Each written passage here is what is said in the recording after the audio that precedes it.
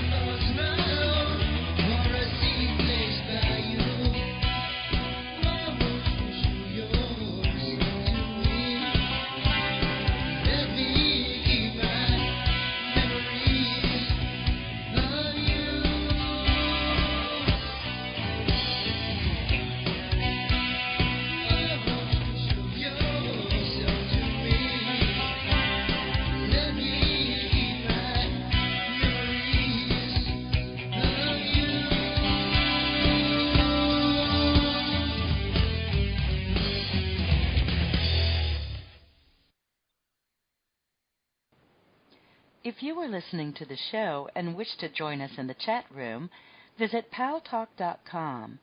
Go to the social issues, select other, and enter the UFO Paranormal Radio Network. Hello, this is Angela Thomas with a message about living life to the fullest. As a psychic clairvoyant, I often give insights to one's career path, financial situation, or relationship. Whether one is happy or not in their current situation, where he or she is right now is an important part of learning valuable lessons that can lead to fulfilling one's life purpose. If I can offer you insights, feel free to contact me at 636-278-2272, again 636-278-2272, or visit my website, angelathomas.org. I'm considered a psychic, so I provide accurate and detailed psychic readings for individuals as well as groups. Remember, no matter what influences your life at the moment, live life to the fullest. Stay in gratitude, count your blessings, and prepare yourself for more opportunities around the corner. I'm Psychic Angela Thomas, and my website is angelathomas.org. The paranormal, ghosts, spirits, demons, reincarnation, past lives, the afterlife, divination, exorcisms, witchcraft, the unseen. He's psychic medium Chris George. And he's Victor the Voice Furman. We are Second Sight Radio. Join us live every Thursday night from 8 to 10 p.m. Eastern Standard Time on the UFO Paranormal Radio Network.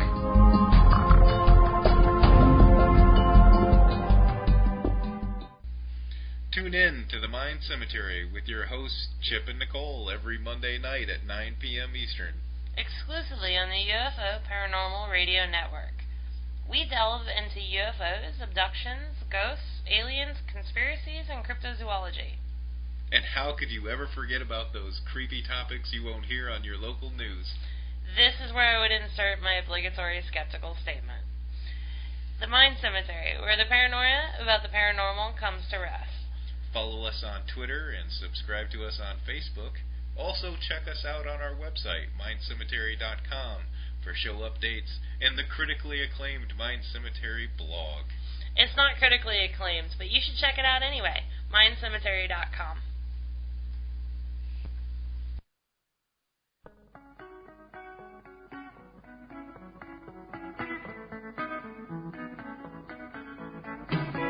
Truth is reality. The connection is you. Check out Catherine Buckaloo on Truth Connections Radio, Thursday night at 10 p.m. Eastern Standard Time, right here on 107.7 FM, the Paranormal Radio Network.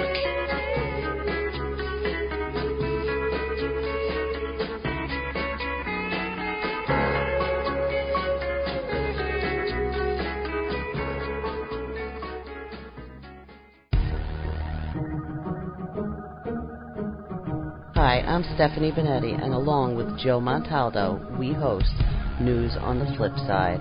Come join us every Saturday night at 7 p.m. Central for our 3-hour program. We have opinions on everything, and we're not afraid to share them. False history gets made all day, every day. The truth of the new is never on the news, but you can find it here with News on the Flip Side. Remember, don't be politically correct. Just be correct. Join us.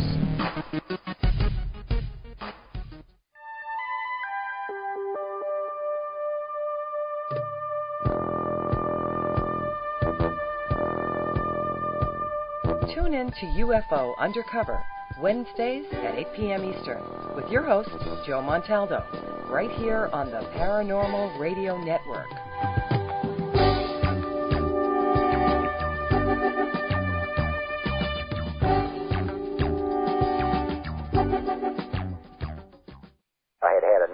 Well, you drove out there into the middle of nowhere and had some sort of loud verbal display challenging ET in general out in the middle of nowhere? That's what I was doing. I actually had a pistol in my hand at the time. I was really ticked off. When I was having this fit, I was waving the gun in the air, okay, and I had this fit. And at this moment, I said, okay.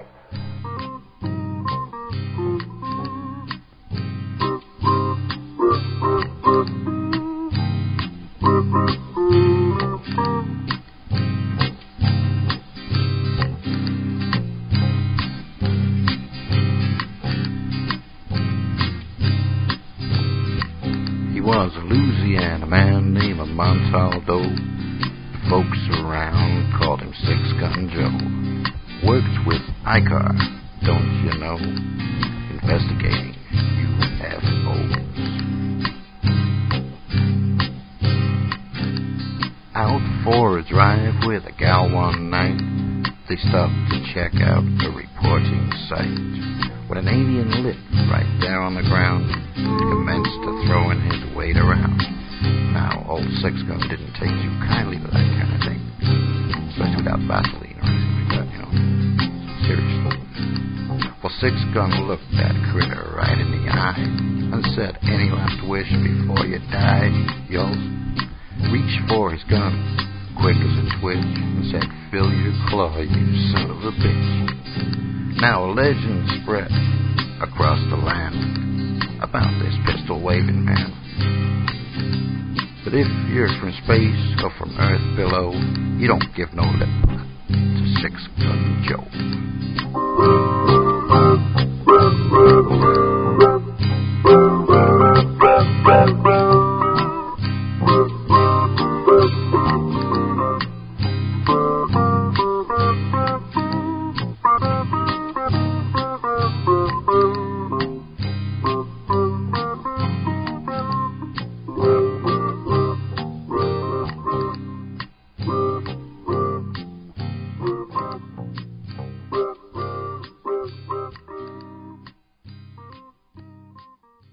Welcome to UFO Undercover with your host, Joe Montaldo.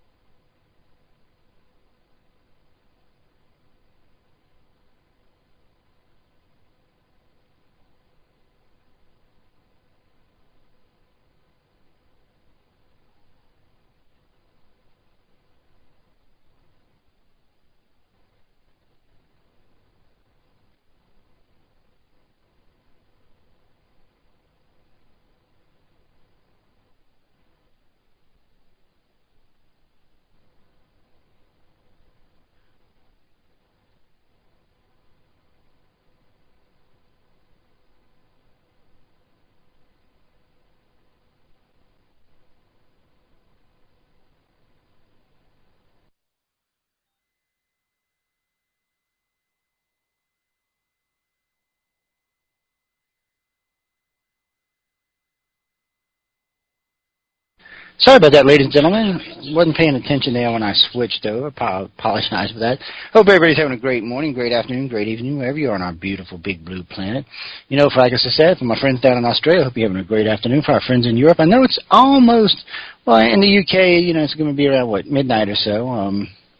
So I hope y'all are getting ready for a happy 15th. I know y'all stay up late to listen to the show. I think we air midnight to 2 a.m. In England, and then I think in the middle of Europe about, it's 1. Okay, so it's 1 to 3 a.m. Sorry. You'd think I'd know that by now.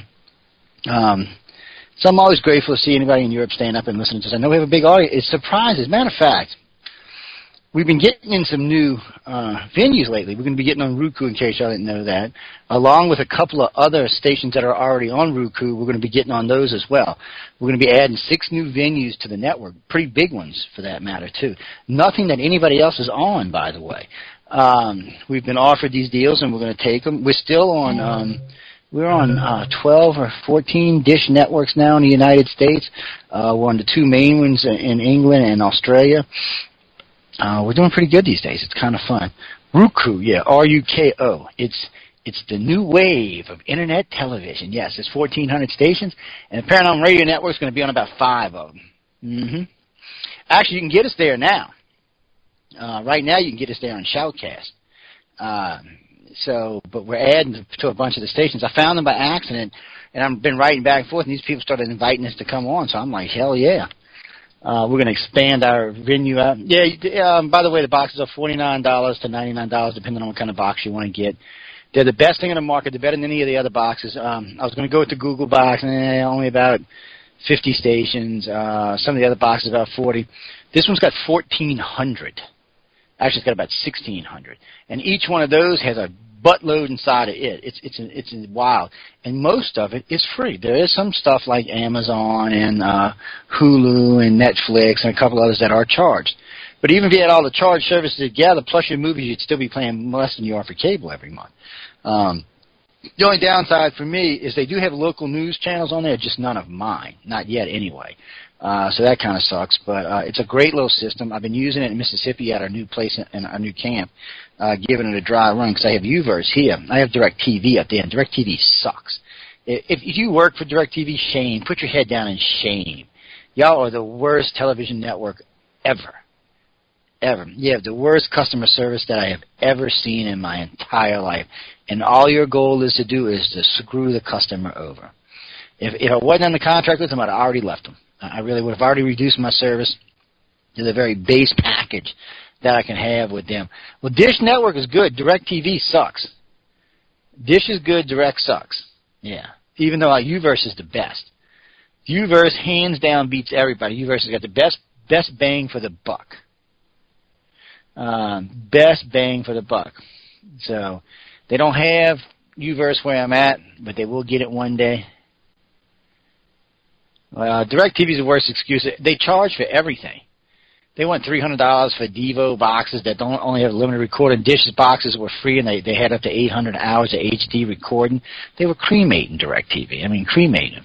But where I live in Mississippi, they only got direct. So I was like, and I don't like Cable One's TV. I do love their dish now. I mean, I do love Cable One's internet. They got phenomenal internet. I'm running the 70 meg connections up there right now. They're phenomenal.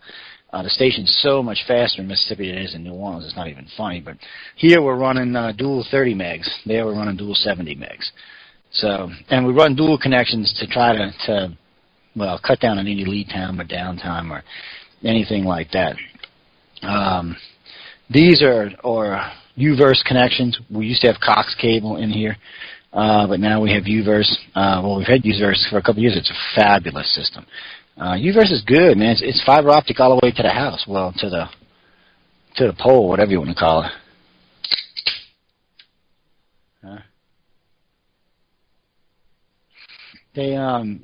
UVerse is just. I just wish they had UVerse, everywhere. It's just such a phenomenal thing. Somebody told me today though, AT&T is trying to buy DirecTV, so maybe they'll turn it into UVerse. Actually. That is a Coca-Cola sitting next to a Nestle's water for the show tonight as we get ready to get warmed up here in a few minutes. Tonight, we're going to be talking about Milabs, and we're going to be talking about Abductions 202, if time permits. We're going to lead out with Milabs tonight. I was going to lead with the Abduction 202, but we're going to lead out with the Milabs tonight. And the reason why is I've been getting a lot of email on what exactly is a Milab or MyLab, whichever way you want to call it, doesn't matter to me. MyLab, Milab, MyLab, Milab. Originally, it was taught to me as Milab. That's why I call it that. Some people call it MyLab. It's the same damn thing. It's a military abduction, which in itself is an oxymoron because it's not really the military as we know the military. It's not Uncle Obama. How's that? I guess that's the only way I can explain it. It's really not who that is. He's not the one out there doing the military abductions. This is really, I guess the best way to explain it, some people say Men in Black. This is like a group. Might be some really wealthy corporate execs. Probably inherited it from their family back in the day. A couple of admirals, a couple of generals, probably some key people from companies like Boeing, Lockheed, things like that, the aerospace industry. Bigelow might even have his finger in there somewhere. But, that's really the kind of stuff like that. Oh, wait, what was that? Sorry, guys, I got interrupted. That damn question just came scrolling across my screen like a madman. We'll get to that in a few minutes. I see your question. We'll get to that. I said we had a bunch of stuff from Facebook earlier today when I first posted we were going to be doing a military abduction, so we'll get into that. But really, that's what the Milab basically is. I mean, the people who do it. They're not actually part of our government. Maybe it's for plausible deniability. Maybe it's because somewhere along the line, the corporate interest managed to take over from the government interest, meaning that they had enough people from big companies in there that the government lost control of the agency. Don't know. It's kind of strange. Also, a lot of people talk about, when they talk about Milab abductions, they talk about those kind of weird Men in Black encounters, like hybrid encounters, because they say the Men in Black move a little different. They kind of phase different. When they're looking at them, they don't exactly appear to be what they think they are, and usually on the hypnosis they turn out to be something else, or the memory is shaded, I guess is the best way to say it. And it's just kind of one of those weird things about it. But we figure what's going on here is the government somehow, somebody that's related to the government. So whoever these congressmen are, I'm sure there's some old school congressmen and senators involved in this, and that's probably the tie back to the government. That's probably the legitimate tie back to the government is those ties, those senators and those congressmen that are actually involved in it. But how many there are and what makes up the head is anybody's best guess. I would imagine that's not more than a half dozen, maybe a dozen key people at the top. And even them, I bet you, is at least partially fragmented. on a need-to-know basis. Everything under them is guaranteed is compartmentalized and fragmented. You're not going to know anything unless you absolutely have to know it. This guy might know about this part of the Milid, this guy might know this guy might know this guy might do this, that, or the other thing, but that's all they know. They don't really give them any more room. And I guess because of big mouths, people who might trip up somebody that might feel the need to go public, anything along those lines, is probably why they keep it compartmentalized. But through abduction research, we've learned over the years, Milabs are not what the conspiracy people made them out to be. They're not these crazy super soldiers. They're not any of that crap. These are advanced contactees that are being taken. Not every contactee, not even... we could argue about what the percentage of abductees that get taken are, Millabbed are. Well, let me rephrase that. No abductees get Millabbed. No. If you're an abductee, you're probably not going to get Millabbed because, one, you don't have enough coherent thought in your head at this point to really, even on the regression, you're not going to give the government the information they're looking for. The government's looking for people that are either already in the military, which minds have been trained in a certain direction so that the information is easier to access, or people who have come forward, or people that are speaking, or people that have come forward saying they have X amount of types or kinds or amounts of information. Those are the people that get Millab. It's a 50% chance on your first lecture that you do publicly that you get Millabbed. That's just one of the downsides to coming out publicly, if you're legit, all right? Now, let me explain this. If you're just one of these, in which there are many of them in the field right now, we've been thinking about doing an abduction section this year, 10 or 12, 14 weeks of abductions we'd like to do them. There's a couple of organizations I'd like to bring on, like some of our directors I'd like to bring on, which are contactees and talk to them, and a few other people out in mainstream that I'm friends with that I'd like to bring in and talk to. But while we've been looking for new contactees to speak to, we noticed the percentage of BS is really high right now. It's really, really, really, really high. I've been getting sent a lot of information from a lot of different people. It gets weird when we start entering into these coherent thought patterns. I was listening to Dr. Stephen Greer the other night, talking about contacting ET on spiritual levels and at higher realms. All right, people, I don't want to be rude about this, but ET can already get in your head. There's no need for you to reach a different spiritual plane to contact ET. If you're a contactee, ET's already in your head. You're wasting your time. That's not going to impress. And I can tell you now, nothing spiritual is going to impress the Greys at all. Maybe the reptilians, they ain't going to impress the Greys at all. It's not that they don't have a religion, but I don't think they consider our religions to be legit. I don't really know how else to say it, because I'm sure if you're 500 million years older than we are, 1 billion years older than we are, I'm sure you have a vast different understanding of the cosmos and the universe. So your view on a supreme entity or entities may be quite different than ours and quite a lot more evolved than ours are. So that's why when I hear all these people saying, I'm making a spiritual connection to ET, I want to choke. I want to gag, because it's a load of crap. There's no need. It is so arrogant of a human to think that our little barely out of an ape can be in a spiritual realm with a race that's 700-800 million years older than us. The arrogance there beyond. It's just beyond. And I hear people say this all the time. It just irks the hell out of me, because they're not really thinking about what they're thinking here.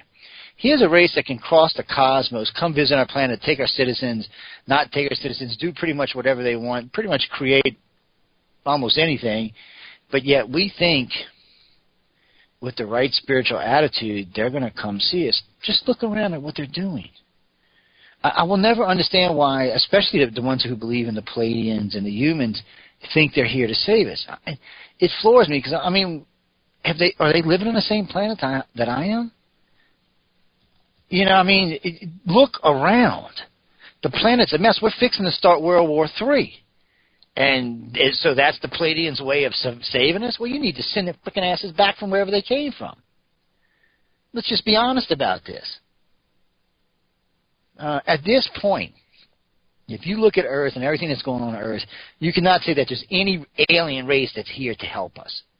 Okay? That's just bullshit. outright, and I'll call anybody on the street for that right now. They can say, oh, spiritual. I told everybody when 2012 came there wasn't going to be a spiritual uplifting because you're never going to get the Chinese and the Indians and the South Americans and the Africans to agree with the Americans. It's not going to happen, not in any of our lifetimes. Maybe if the planet goes perfect in 4,000 or 5,000 years. Maybe. Well, I judge man by its history. We've got 10,000 years of history. We've never done it in 10,000 years. And we're not even we've actually got further away from it than we were even 3,000 years ago when the Romans and the Greeks united most of the known world. That's the closest we ever came to being a one-world government. Since then, we have fragmented and gotten further apart. I mean, we are just splitting apart. And right now, we're fragmenting even more. The Russians are isolating themselves. The Chinese are isolating themselves. Americans isolating themselves. We're fragmenting as a society. So you can't say that aliens are here to help us. And then when you stop and think about this, because all the major racists agree they've been here a long time. I mean a long time, as long as man's been around for sure. And look where we are. Well, if this is the kind of help we can expect from aliens, I think we should boot their asses off our planet. I really do. I've got a firm thing about actions speak louder than words. I judge pretty much everything by its actions and not by what it tells me, because most people are full of shit. And as recent events show me, even more full of shit than I originally thought. So I don't count on humans to do the right thing. So thinking aliens are that much further evolved, they might do the right thing, but the right thing that they're doing may not be what we consider to be the right thing. That's the hard part. It's a funny thing because I was talking with this about Frank West the other day, and we were comparing some research notes. And we got to talking about how long aliens have been on the planet, or how long we think aliens have been on the planet, and what have they actually done to help mankind out. Okay, so we started with the light beams. Do the light beams even have a reason to be here? Just so far more advanced than we are, there is no way for a human alive today to really interact with a light beam. There's just no, it would be like an ant trying to communicate with us. There's no reference points. There's nothing there between us. There's no evolutionary stages. We don't even understand the best we can do with the light beams is consider them demigods. Most humans, if they were to meet a light beam, they would think they were an angel or something along those lines, or some kind of demon or something else. But definitely that's what they were thinking. So in the year 2014, I guarantee you this, I would put every dime I own in this, 80% or more of the population, if it was confronted with a light beam right now, we can consider it to be a god or a demon. Right there, that puts us in the shitter. Right there, boom. There's just no point of reference. It would be like trying to explain a computer to someone from the Stone Age. Not even from the Stone Age, from the Inquisitions or from the Crusades. They just wouldn't understand it. Everything they do to us is magic, or worse. And then, when people tell me, oh, well, the light beams are in me, I'm not thinking so much. From what I understand about the light beams and the energy they're based from, I'm not thinking it's going to last. A human body's going to hold it very long. The middle facility there would have to be like a percentage of a light beam, like what the Vorlons used to do in Babylon 5. It couldn't be anything else more than that. There's no way a human shell could contain a light beam. That's why when people tell me that, I look at them like, you're stupid. Really, you're stupid. Your body is not going to contain a light beam, a beam made of pure energy. It's not going to happen. Our bodies are not even designed to do that. And furthermore, anything with that intense abilities that can travel through space and time without even a spaceship, no. It's easy. It's plasma-based. Humans are not compatible with plasma. It's a pretty simple science, actually. It's not that they couldn't take possession of our mental facilities. They could probably do that. But inhabit our bodies, no. And when you put it to the test, you put this to the test, when you have contactees ask, all of our aliens will tell you they don't inhabit human bodies. That's like downgrading. That's like taking your iPhone and going back to a flip phone. shit, it's worse than that. It's like going back to a beeper. That's what it is. It's like taking your new smartphone and having to go back to a beeper. That's what it really is. Why would they want to, first off? They've been observing us for hundreds of thousands of years. So there would really be no reason to possess any of us. And why would you take the chance of going backwards? Why? It doesn't benefit them at all. There's no benefit for them. That's really what it comes down to. And why would an omnipotent super race that barely wants to deal with the other races like the human and the Greys even be interested in humans? See, the New Ages don't even like to answer that question. It just pisses them off. It just pisses them off. Actually, they would make some really damn cool plasma TVs, Jason. I think they would be like ultra high def or something. They'd make that new 4K look like it was sitting in its place. Oozing out of your plasma screen. Ooh. That would actually be kind of cool.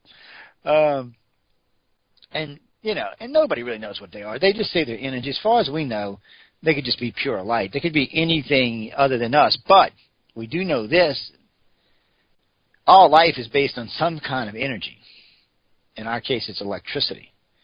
I would imagine in any life form, there's some type of electricity, plasma, or something else that makes that life being tick. In 10 million years or 10 billion years, we may evolve into a light or a plasma-based being. But will we go around and inhabit another races? Probably not. Doesn't look like something we'd want to do. And that's the biggest question. No one can answer, why would the light beings even want to come here? Why would they want to be involved? We know what the Greys say about the light beings, and we know what the humans and the reptilians say about the light beings. We've got at least, 1,500 contactees on record now saying what they've said the Greys and reptilians and humans say about the light beings. So, and they all say the same thing. It's very rare that they come here. It's very far and few in between. And for them, it's just, you know, it would be like you going in and visiting the local anthill. There's no real reason for it. There's no way to understand them. There is no way a human can understand a being made of energy. There's just no point of reference there, guys. I mean, there's just nothing.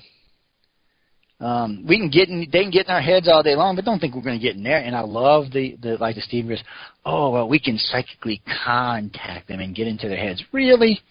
You're trying to tell me your little wannabe empathic skills, because you're not even really any real telepathy on this planet, is going to go get into the light beings' heads? Get out of here, man. What are you smoking? You need to share that with the rest of us. Lord have mercy. You've been spending way too much time in Colorado, is all I got to say. There comes a time and point when you have to call bullshit bullshit. That's really what it is. There comes a point in time where you have to call it bullshit. And in this case, a lot of this is just bullshit. You know, it was different, and this is what's the hard part. Okay, it was different when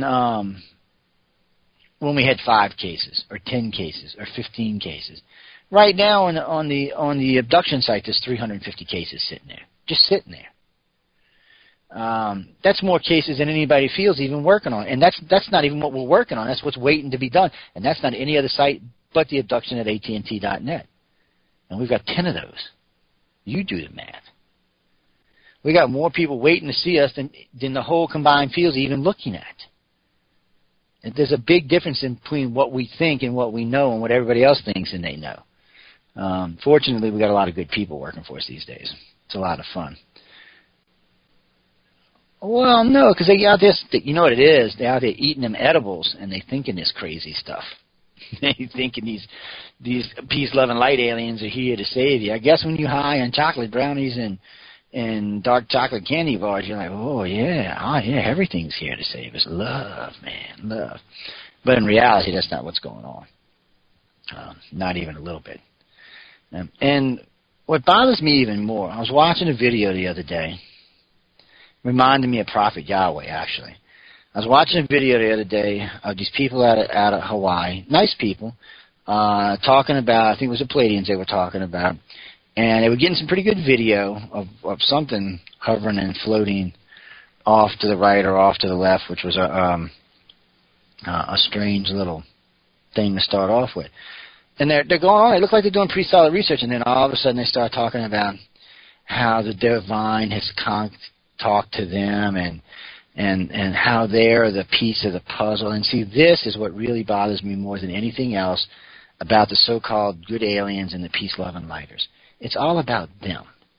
It's not about anything else. It's just about them. They're the special person that was contacted. They're the special individual. It's all about them. It's not about the aliens. It's not about the rest of it. It's about them. Well, that's not true. Just look around. So, it gets to the point for me where I'm like, all right, the bullshit is getting deeper and deeper and deeper, and no one seems to care. They just keep letting it pile up till it's going to drown everybody. It's just kind of bad. But, it still comes down to why would the light beings want to come here?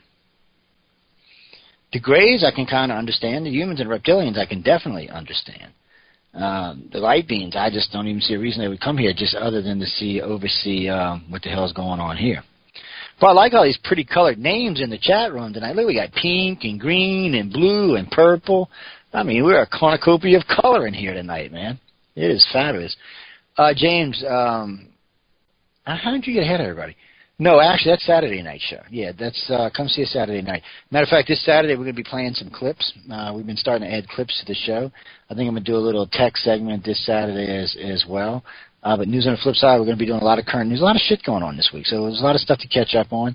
Last week was our first show back after 2 weeks, and it was a pretty good show. It's doing really well in the archives. You can check it out. It is available at www.uprn.org. Go enjoy the archives. By the way, while we're on that subject, GoDaddy's last month, May 28th, GoDaddy site will no longer exist because GoDaddy can't figure out how to keep us in business with them. No, it means you support a bad boy. Damn. Jim Dandy, smack him, man. Just smack him. That's it. I'm going to give him a pink name just for being a pain in the ass. What do y'all think? Should we pink him up? Should we make him a pinky? Oh, I don't know if you can anymore. Let's see. But anyway, getting back to what we were talking about. For me, I don't personally see where the light beings are getting here. I don't see any evidence to suggest that they're doing any more or anything else for that matter as far as helping us out. I think the Greys here are under their control. I think the Greys probably work directly for them. And that's who we see. Because that's enough, I guess they figure that's the buffer zone between us and them, the stepping stone, whatever you want to call it. But they're really here more to keep the peace between the reptilians and the humans and to whatever projects they're running, which is a buttload of them. The Greys don't have one project, don't have one breeding project. They got all kind of crap. And now we know it's not even really a breeding project anymore. We know that it's a project to create host bodies for the people that are going to take off world or the people that are going to snatch or steal or do whatever with. And that really sounds like peace, love, and light. See, now, this is where me and the peace, love, and lighters can agree.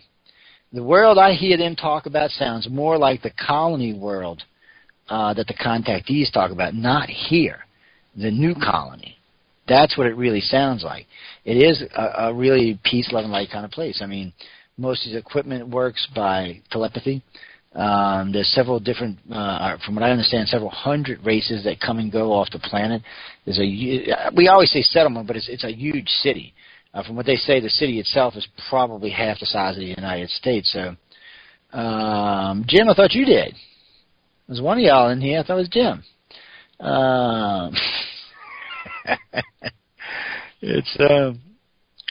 But that's really what it sounds like. It sounds like the New World Colony more than it sounds like here. And I think sometimes that's what happens with contactees and abductees. They're so desperate and so grabbing for straws that they instead of really sitting down and analyzing what's been happening to them, they're just putting the pieces together without really any other based information to go along with it. And I think that's the problem, and I think that's going to be the problem for quite some time to come. And then there's egos. You know, egos play a big part of why information isn't as pure as it should be inside this field. What are you going to do, though? People get upset, people get aggravated, people want to, lie, cheat, steal, whatever you want to call it. Basically give you a bunch of BS is what they want to do. It's funny how a lot of this works out because when you listen to contactees talk about different types of aliens under hypnosis, where they're kind of separated from the fear or the anxiety or the giddiness or whatever it may be, where they're actually separated, when you're listening to them talk, you can't help but think about these races. They're just basically taking our citizens. Whether you believe in a good, bad, or indifferent, they're still taking our citizens. Whether you believe they're here to save us, kill us, or something in between, they're still taking our citizens. They're still taking our citizens without being asked. You know, I like the New Age people because they tell me, oh, no, they asked me. No, they didn't. They didn't call you up on the phone, Donna, hey, this is Johnny Gray. I'm coming by to pick you up at 8 o'clock tomorrow. No, they didn't do that. And anybody who ever tells me that, I want them to take a voice stress analysis, and I want them to be hypnotized because I don't believe them. So you're going to have to prove it to me. Because I've been doing this for too long, and I know for a fact now that it just doesn't work like that. Not quite that way anyway. Oh, no. I hear Ian's pregnant. Damn, not again. Ian, it's like your 9th kid, right? Sorry, ladies and gentlemen, listening outside the virtual auditorium, I get sidetracked sometime. Yes, Ian is 7 foot. Well, not 7 foot. She's like 6'6", dark red hair. She lives in the UK. She used to be a guy. Now she's a girl, and somehow she got pregnant. I'm not sure how that works, but hey, more power to them. That's all I can say. Hey, look, I don't know about them Brits, man. Don't hate on me. I'm just reading the text, people. I'm just reading the text. Anyway, getting back to what we were talking about. So I'd have to, you know, we have a good grasp on what aliens are visiting the planet, what there's evidence for, not what people say is going on. You know, I get people all the time writing me and telling me this, that, or the other thing, but there's no evidence. People, evidence. We want people, you know, well, we want y'all to be love, light, and peace. How's that? Yeah. No, I'm not being sadistic. I mean sarcastic. I'm sorry. That's not what I meant. But anyway, let's get back to the facts. I'll stop sidetracking. I'm going to stop reading text in a minute here. And the reason we started off with the Milabs and the light beams is because we're trying to establish a little line here. Somebody the other day was telling me, I had 2 different people tell me, well, the light beams Milab me. What the is that? No, I didn't actually use the word. Really? Really? How is that even possible? Milad means military abduction, so you're telling me the light beams work for the military? No. And the thing with the super soldier, because I just seen that pop up on my screen, the thing with the super soldier, I got nothing but issues with super soldiers. If we had super soldiers, why is Putin still over there trying to invade the Ukraine? Anybody, you know? We got soldiers we can send off world to fight alien invasions. But we can't even stop little Putin from invading the Ukraine. Get the out of here, people.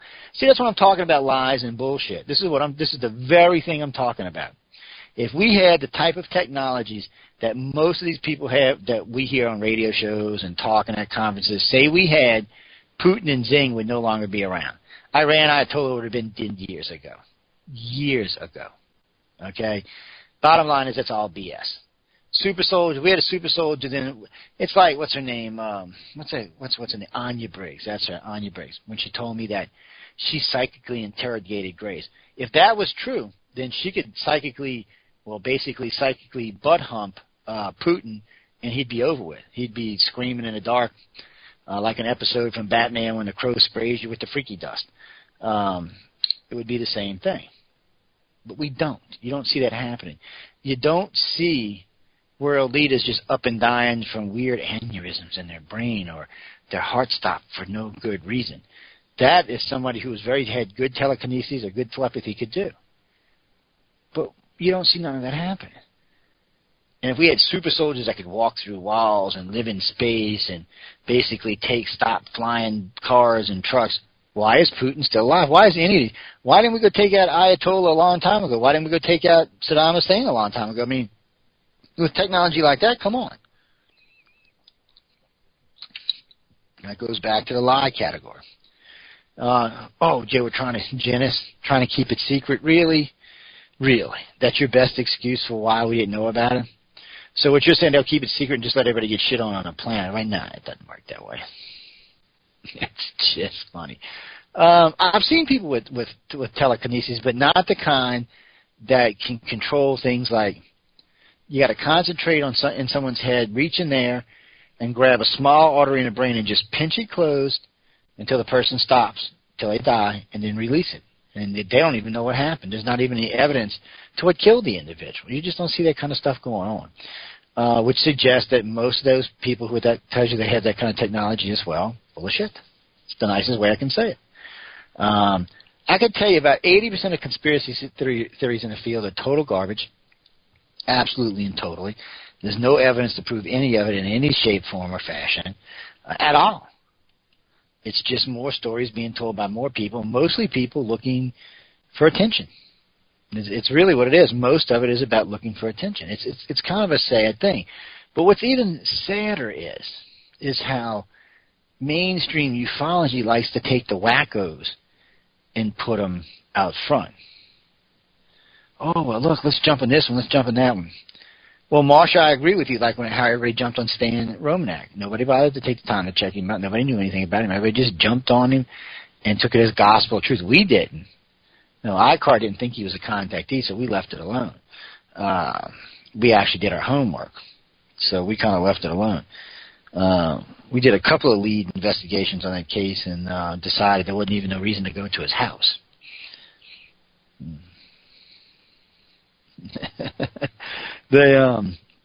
It's just one of them things, guys.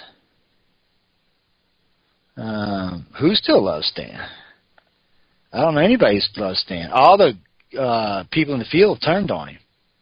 I haven't said anything about him either way, so I've been staying out of it, but I noticed all the mainstream ufology pretty much has just dropped him. And I don't even know if... but what's a ton? 50,000, 40,000, 500, 5,000? They, I don't know. I've been talking to them. I don't know anybody who computed it. I can't find anybody in the field that will come out and publicly endorse Stan Romanek. I can't find anybody that will. And I've asked several big-name ufologists, including ufologists that backed him in the beginning. I don't even know what to say about him. I never thought he was a contactee, so it's not a big deal for me. But as far as the other stuff, you're innocent until proven guilty in this country. So, like I said, I'll just wait and see what happens. Because I do believe in you're innocent until proven guilty. Whether or not it's true or not, we'll know in a few weeks. We'll have a good idea what it is and what it isn't. And... it's one of them things. The only thing that was important to me about Stan was their case. And then, like I said, ICAR ruled it as not a real case. So after that, we were no longer involved with anything they had to do. Lucky us, actually. This is one of those things that will come back and act like an albatross around certain ufologists' necks if he goes down. Because, they're spending time at his home with him and stuff. It will just be bad for him if this goes down the wrong way. But, he's got his stuff to deal with just like everybody else has got to deal with. I've interviewed Stan about 4 times. I've met him in person on 3 occasions. I've really talked to him. I've talked with Lisa on several times. Met Lisa in person, talked to her in person several times. For Lisa, I feel sorry for her. Either way, whether it's true or not true, I feel sorry for her. But I'm not going to be able to endorse them or bring them on the station or anything like that. That's just not good business. But at least I'm not out there hating on them like everybody else is. I'm not kidding you. Probably more than 200 people now I've heard pretty much just like, oh my God, you got to be blanking. We'll just wait and see what happens with him. I know a lot of radio show hosts on all the networks, including this one, have tore him up a few times.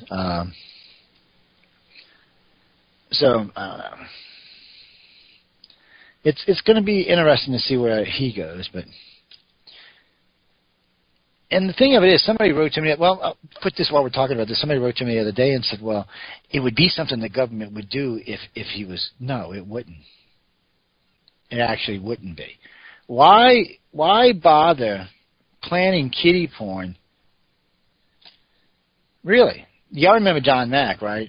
Y'all remember John Mack got killed by a drunk driver in England? Did everyone ever question that? Did anyone ever question it? No, no one ever questioned it. He's 5 times the researcher that Stan Romanek will ever be. So, I mean, if the government wanted them gone, why not just run him off a cliff in Colorado and be done with it? None of this press, nothing else. He's dead, no big deal. Oh, it was an accident, drunk driving, ran him off a cliff. Actually, it would have probably been a stone driver in this case because it's Colorado. But still, you didn't need any of this at all. What this does is hurts the field. That's what this does. And makes people not want to let their children get involved in the field. That's what this does. So it's a little bit different. And the bad part is, whether he's proven innocent or guilty at this point, it doesn't matter. The damage is done. So any way this goes, the damage is done.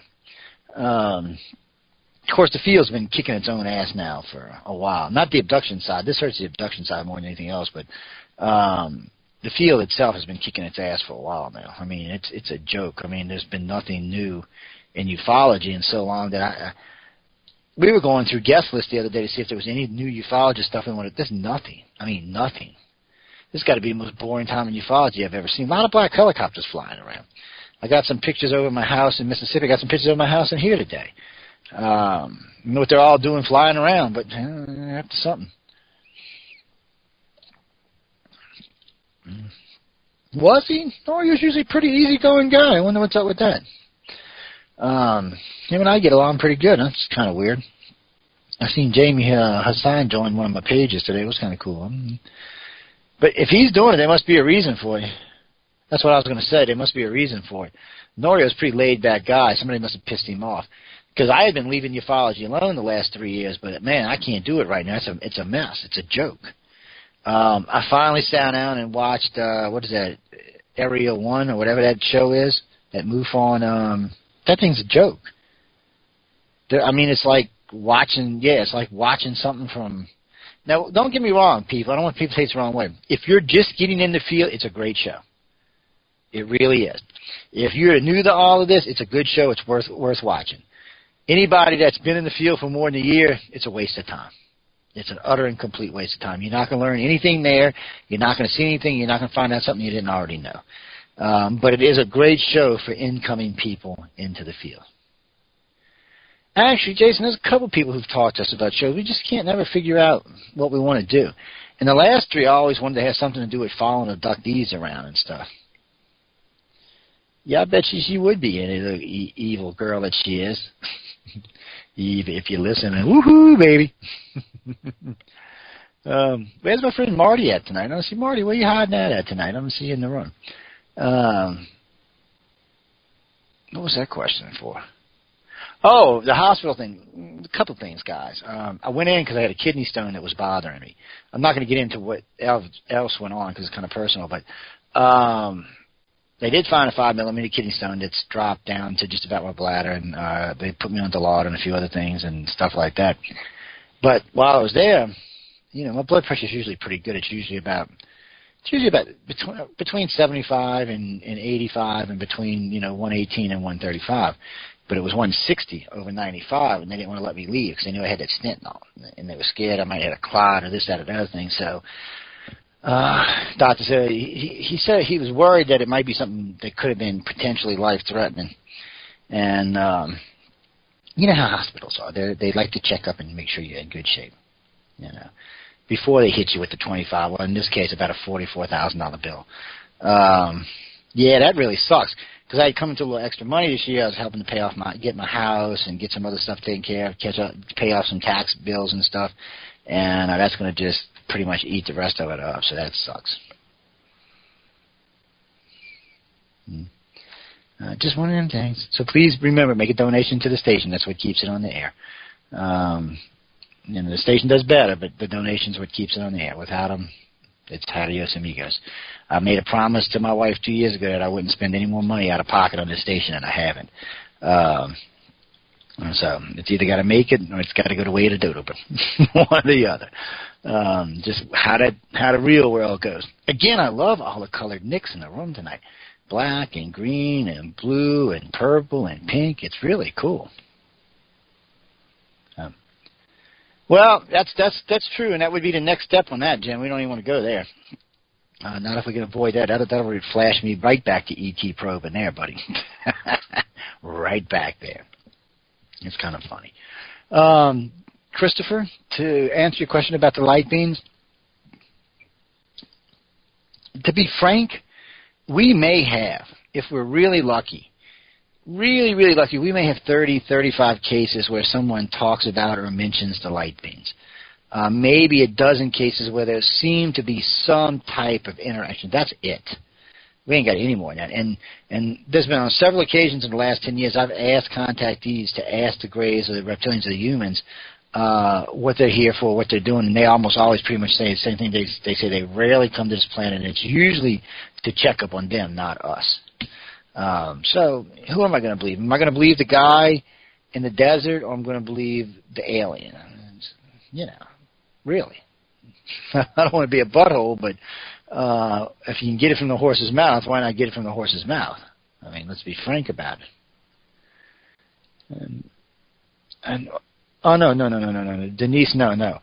I was explaining this early in the show. Military abductions are not actually the U.S. military in the way you think of, like Barack Obama's military, the military that fights and supports us and takes care of us. This is a cornucopia of several different agencies, companies, individuals that have come together and have created this group that goes around and basically tries to find out why E.T.'s screwing with people.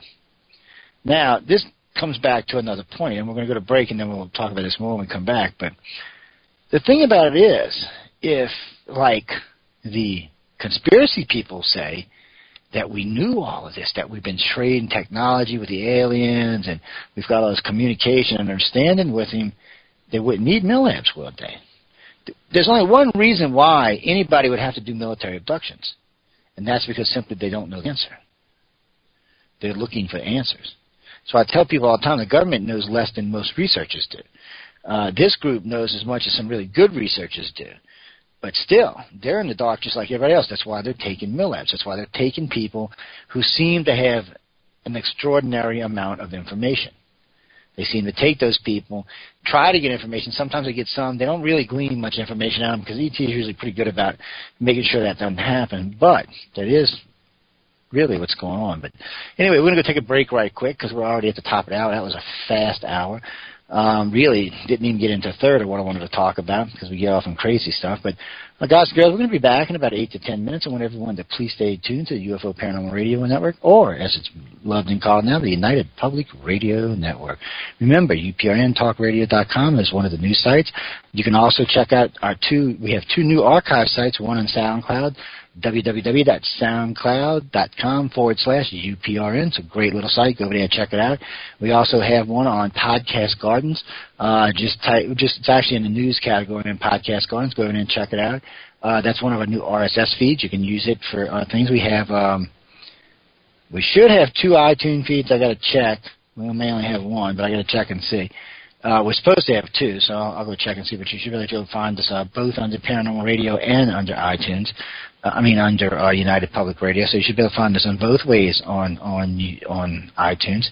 Remember, we have the app out now, ladies and gentlemen. Go check out the app. You can get it on Amazon. You can get it on Google.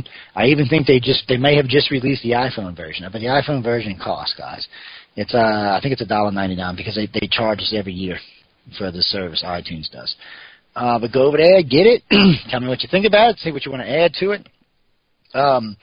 We're getting ready to add a secondary feed to it for the archive site, and we're getting ready to add a few more of the Facebook pages to it so you can link in straight like that. You should have everything you need right there on the thing to find us, and we're actually having a link installed for the live feed, y'all, so that y'all can catch us on the live feed side. Anyway, on that note, we're going to take a break. I want everyone to please stay tuned, and I'll see you in 8.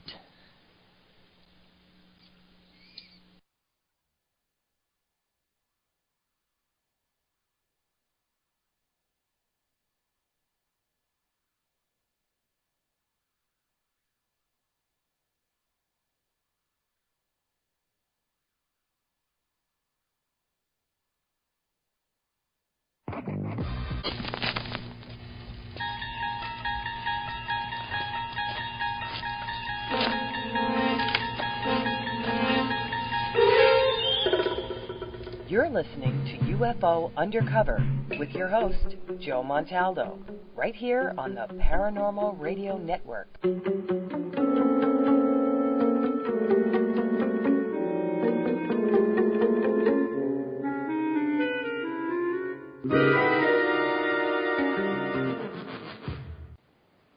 If you are listening to the show and wish to join us in the chat room, visit paltalk.com.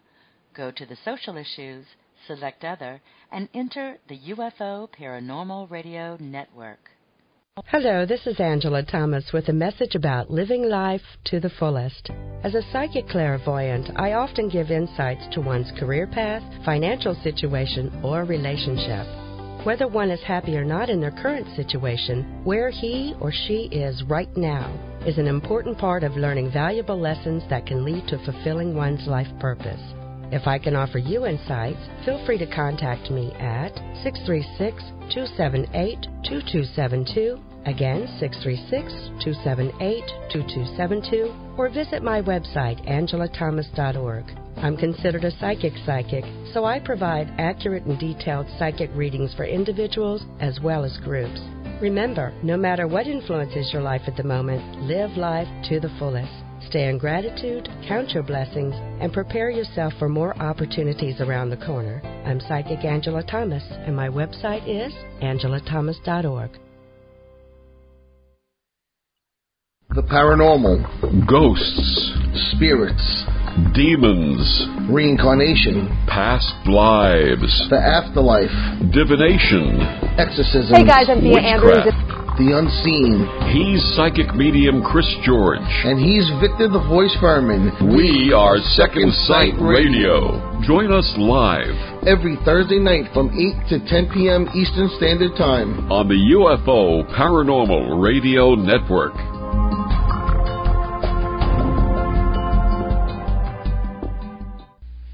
Tune in to the Mind Cemetery with your hosts Chip and Nicole every Monday night at 9 p.m. Eastern. Exclusively on the UFO Paranormal Radio Network. We delve into UFOs, abductions, ghosts, aliens, conspiracies, and cryptozoology. And how could you ever forget about those creepy topics you won't hear on your local news? This is where I would insert my obligatory skeptical statement. The Mind Cemetery, where the paranoia about the paranormal comes to rest.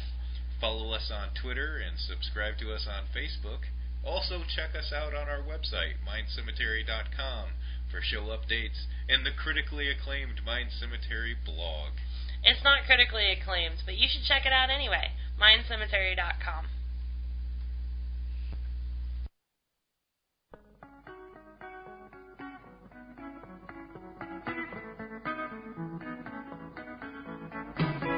Truth is reality. The connection is you.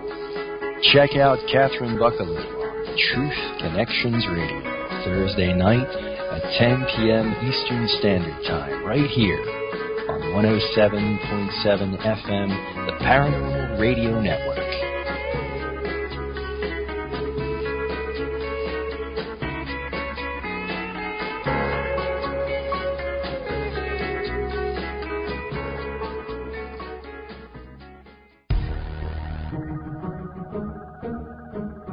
Hi, I'm Stephanie Benetti, and along with Joe Montaldo, we host News on the Flip Side. Come join us every Saturday night at 7 p.m. Central for our 3-hour program. If you suffer from pain and inflammation in your joints, here is great news. You're about to discover a deep sea super omega-3 with every day. The truth of the new is never on the news, but you can find it here with News on the Flip Side. Remember, don't be politically correct. Just be correct. Join us.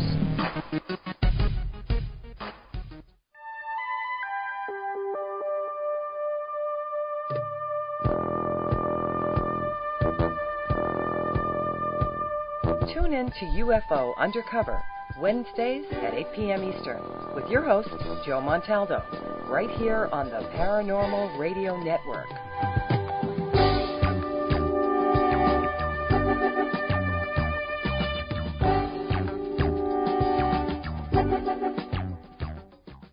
I had had enough. Well, you drove out there into the middle of nowhere and had some sort of loud verbal display challenging ET in general out in the middle of nowhere? That's what I was doing. I actually had a pistol in my hand at the time. I was really ticked off. When I was having this fit, I was waving the gun in the air, okay, and I had this fit. And at this moment, I said, okay.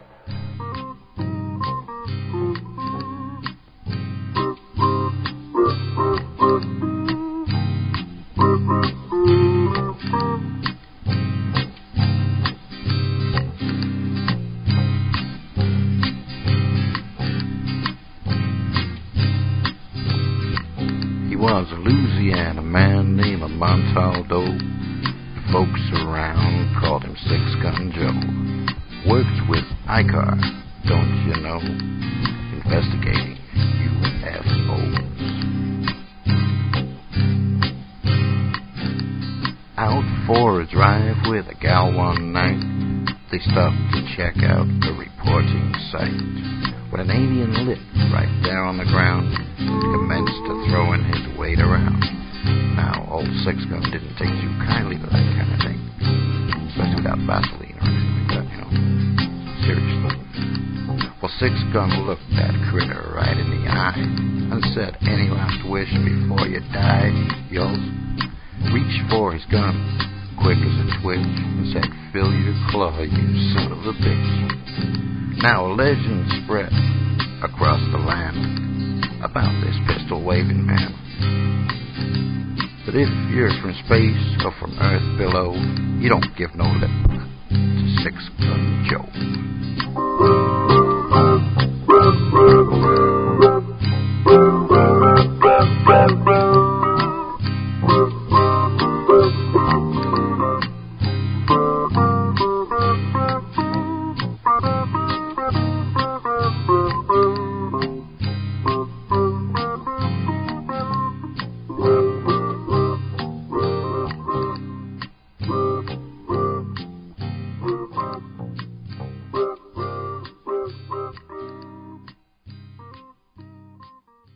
Welcome to UFO Undercover with your host, Joe Montaldo.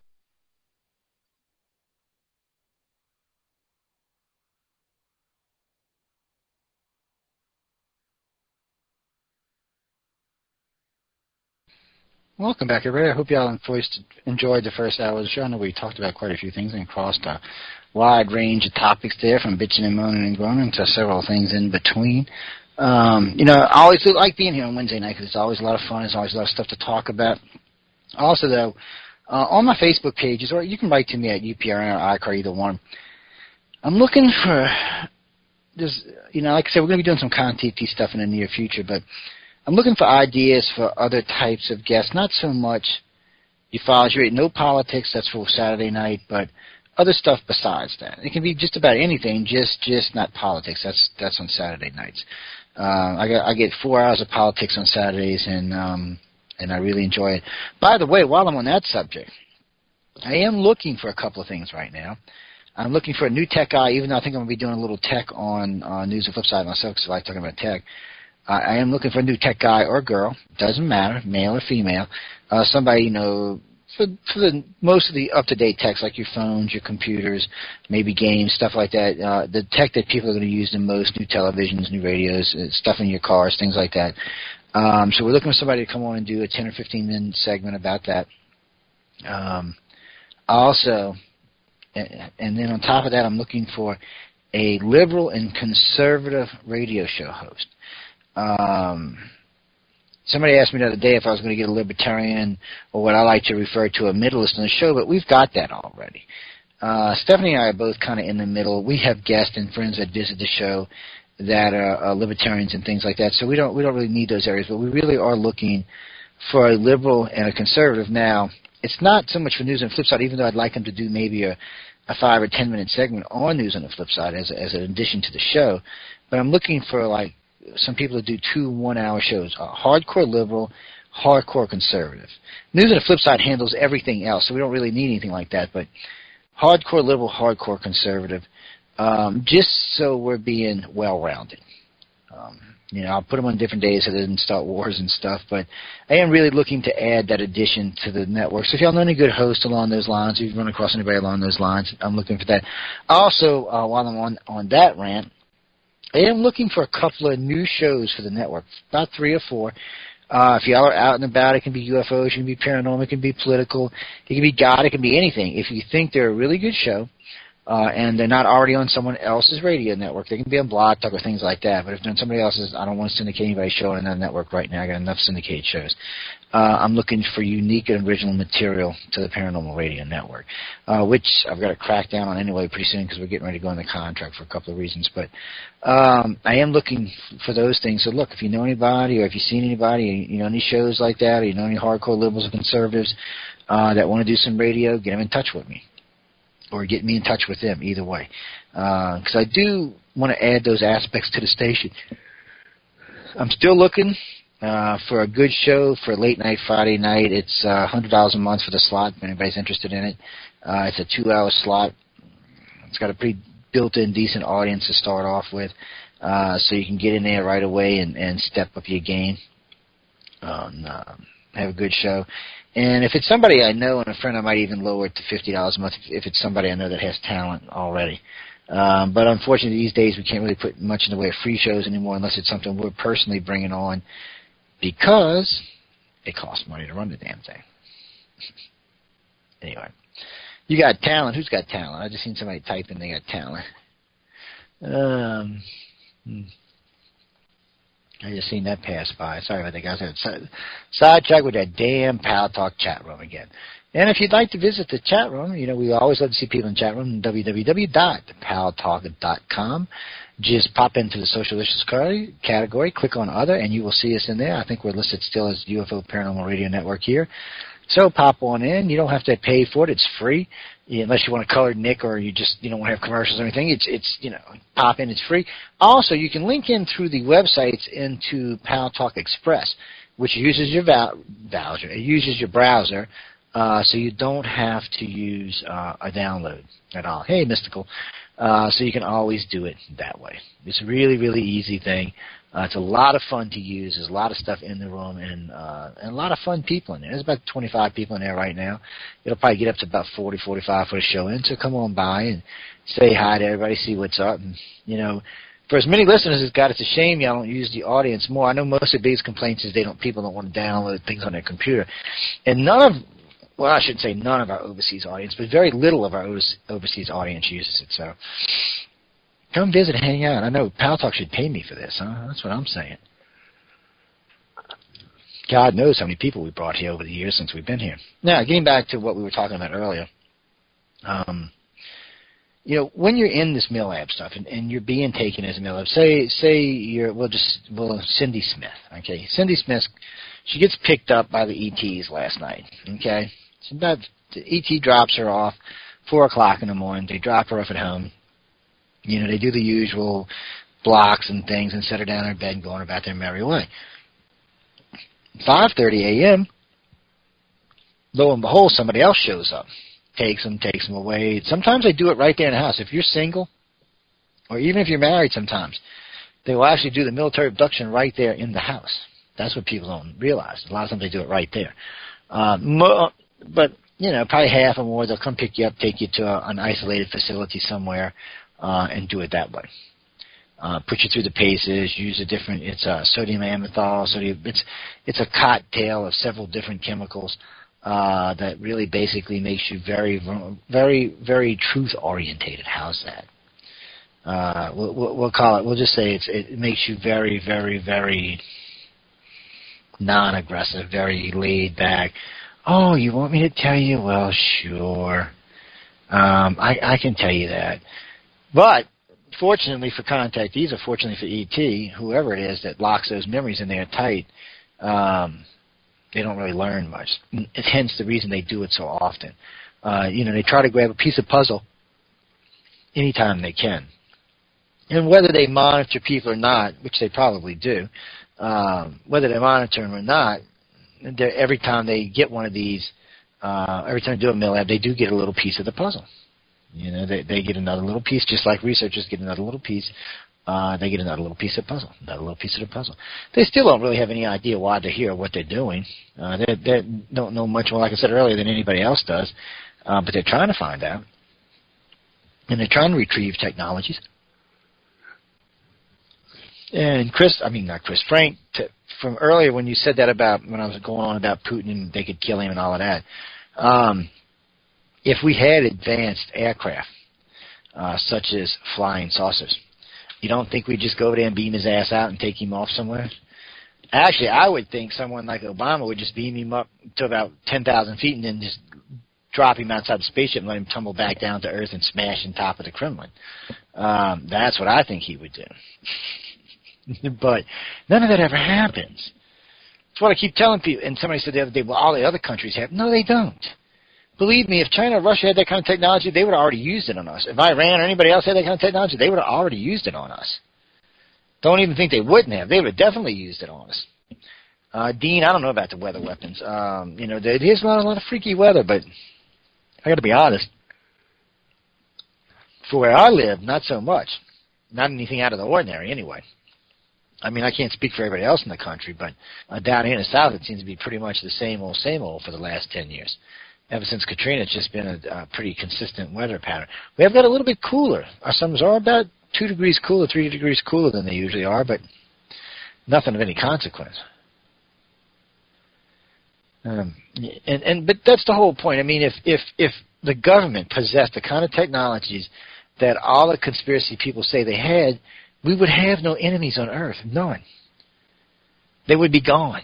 They would be done with. The United States would basically rule the planet. But none of that's going on. Because all of that is a load of crap. Absolutely and totally. Hence why they're Milid people. Our government wants to get that kind of technology. They want to be able to beam Putin into space. They would love to beam Putin into space, beam him up to the space station. Oh, yeah, speaking of that. So I've seen today, a friend of mine sent it for news on the flip side, but it relates to this show as well. Russia's going to cut us off. No more free rides to the space station while we got sanctions on them. You know, last I checked, we owned the space station. So what, Russia's going to go steal a space station? I mean, what happens if Russia says no more rides and then they go up to the space station? I mean, what is that? I know it's the International Space Station, but basically America built it. It's American money. I don't know how this is going to work out. And I don't know how Americans are going to put up with it. I don't know if Americans will tolerate the Russians just taking over our space station. I think it'd be kind of nasty. But I told y'all this. I said this when Obama decided he was going to get rid of the space program. I said, guys, this is a bad idea. Sooner or later, this is going to backfire on us because Russia's going to get mad or we're going to get mad. And it's exactly what happened. So how come a neon pimple ass like me can figure out at least 100 things I said that Obama would happen and Obama has happened? I can't figure out how someone as dumb as I can figure it out, but the smart people can't. Really. See, the problem is I think they can. And I think that's why they push in those directions. There was no doubt that somewhere along the line we were going to get aggravated with Russia, and either we were going to tell them no or they were going to tell us no. But anyway, at this point, if the sanctions keep on going, we won't have a ride to the space station. So, for the people who voted for the moron, shame the blank on you, is all I can say. See where your ignorance got us. That's about the best thing I can say about that. And I'm not just talking about the space station. I'm talking about the whole wax of ball that's going on right now while we ain't going to the space station. It's a sad, sad state of affairs when the most powerful nation in the world can't even get into space. It's almost a laughable joke. It really is. It's almost a laughable joke. And it's so sad how few liberals and Democrats are upset about it. It really, really, truly is. It's just a sad, sad state of. It's just a sad, sad state of affairs that they're even in that position. That's just one of those things. Because Obama closed the space program. That was his baby. That was he said he was going to do it from the beginning, before he became president. He said we wasted too much money on a manned space program. Then he got made president and closed it down. That's a president's option. That was up to him to do that. Nobody could have stopped it. Congress couldn't have stopped it. He just did an executive order and basically said no more. The Congress may have control over NASA's funding, but they don't have control over what the president can do and can't do. So, no, I'm going to Stargate somebody in a minute. I'm going to have you beamed into space with the Stargater. You hear me? Lord have mercy. No, before anybody starts sending me questions, I don't know. I don't know if the government's got a Stargate or not. If they had a Stargate, they wouldn't need to abduct people, and they wouldn't need to do military abductions. That would be kind of a waste. That would mean they already possess those technologies. Why would they have to be chasing after it? And who's got a colony on Mars? Us or them? You think, it always cracks me up when everybody tells me we got colonies on Mars. And I'm like, well, that's cool. I could go for a colony on Mars. That sounds cool. I mean, I'd like to see us build one regardless if we don't have one or not. But do you think the Greys are going to actually let us come shack up with them? Really? I mean, sometimes I wonder about people when they tell me stuff. Do you really think the Greys are going to let us come shack up with them? Are they going to be like, oh, well, come on, humans, just build a old stinky colony right there and share Mars with us? I'm not thinking so much. No, I'm thinking, no. They're going to be more like, stay your ass on your planet where you belong, you dumb, stinky apes. That's pretty much about how they think about it. It always amazes me when I listen to people talk about how they love us and all this other stuff. It just always amazes me because it comes down to the same thing. Have you looked around at the planet lately? We don't know what's on Mars. The Greys probably got a colony on Mars. They probably got a colony in half all the places. Probably got a big ship parked out there the whole 9 yards. They've been here for so long. You've been here a couple of thousand years, a couple of 100,000 years. You probably got little bases and little crap spread all over our solar system. There's probably little Nick and Culls and Denise. I don't know what that big square in the sun was. That was cool though. You seen that the other day? Sorry about that jumping topic there, guys, but yeah, you seen that? That was wicked. I was waiting. I asked a friend of mine the other day to find out if it was in the same region where those four big things that NASA said was a refractor and a camera, and then all of a sudden they disappeared. The camera mysteriously started not doing that anymore. I don't know. I left that alone too. I thought it was funny, but I wonder if it's in the same region as where those things were. Maybe that's the portal right there in the sun.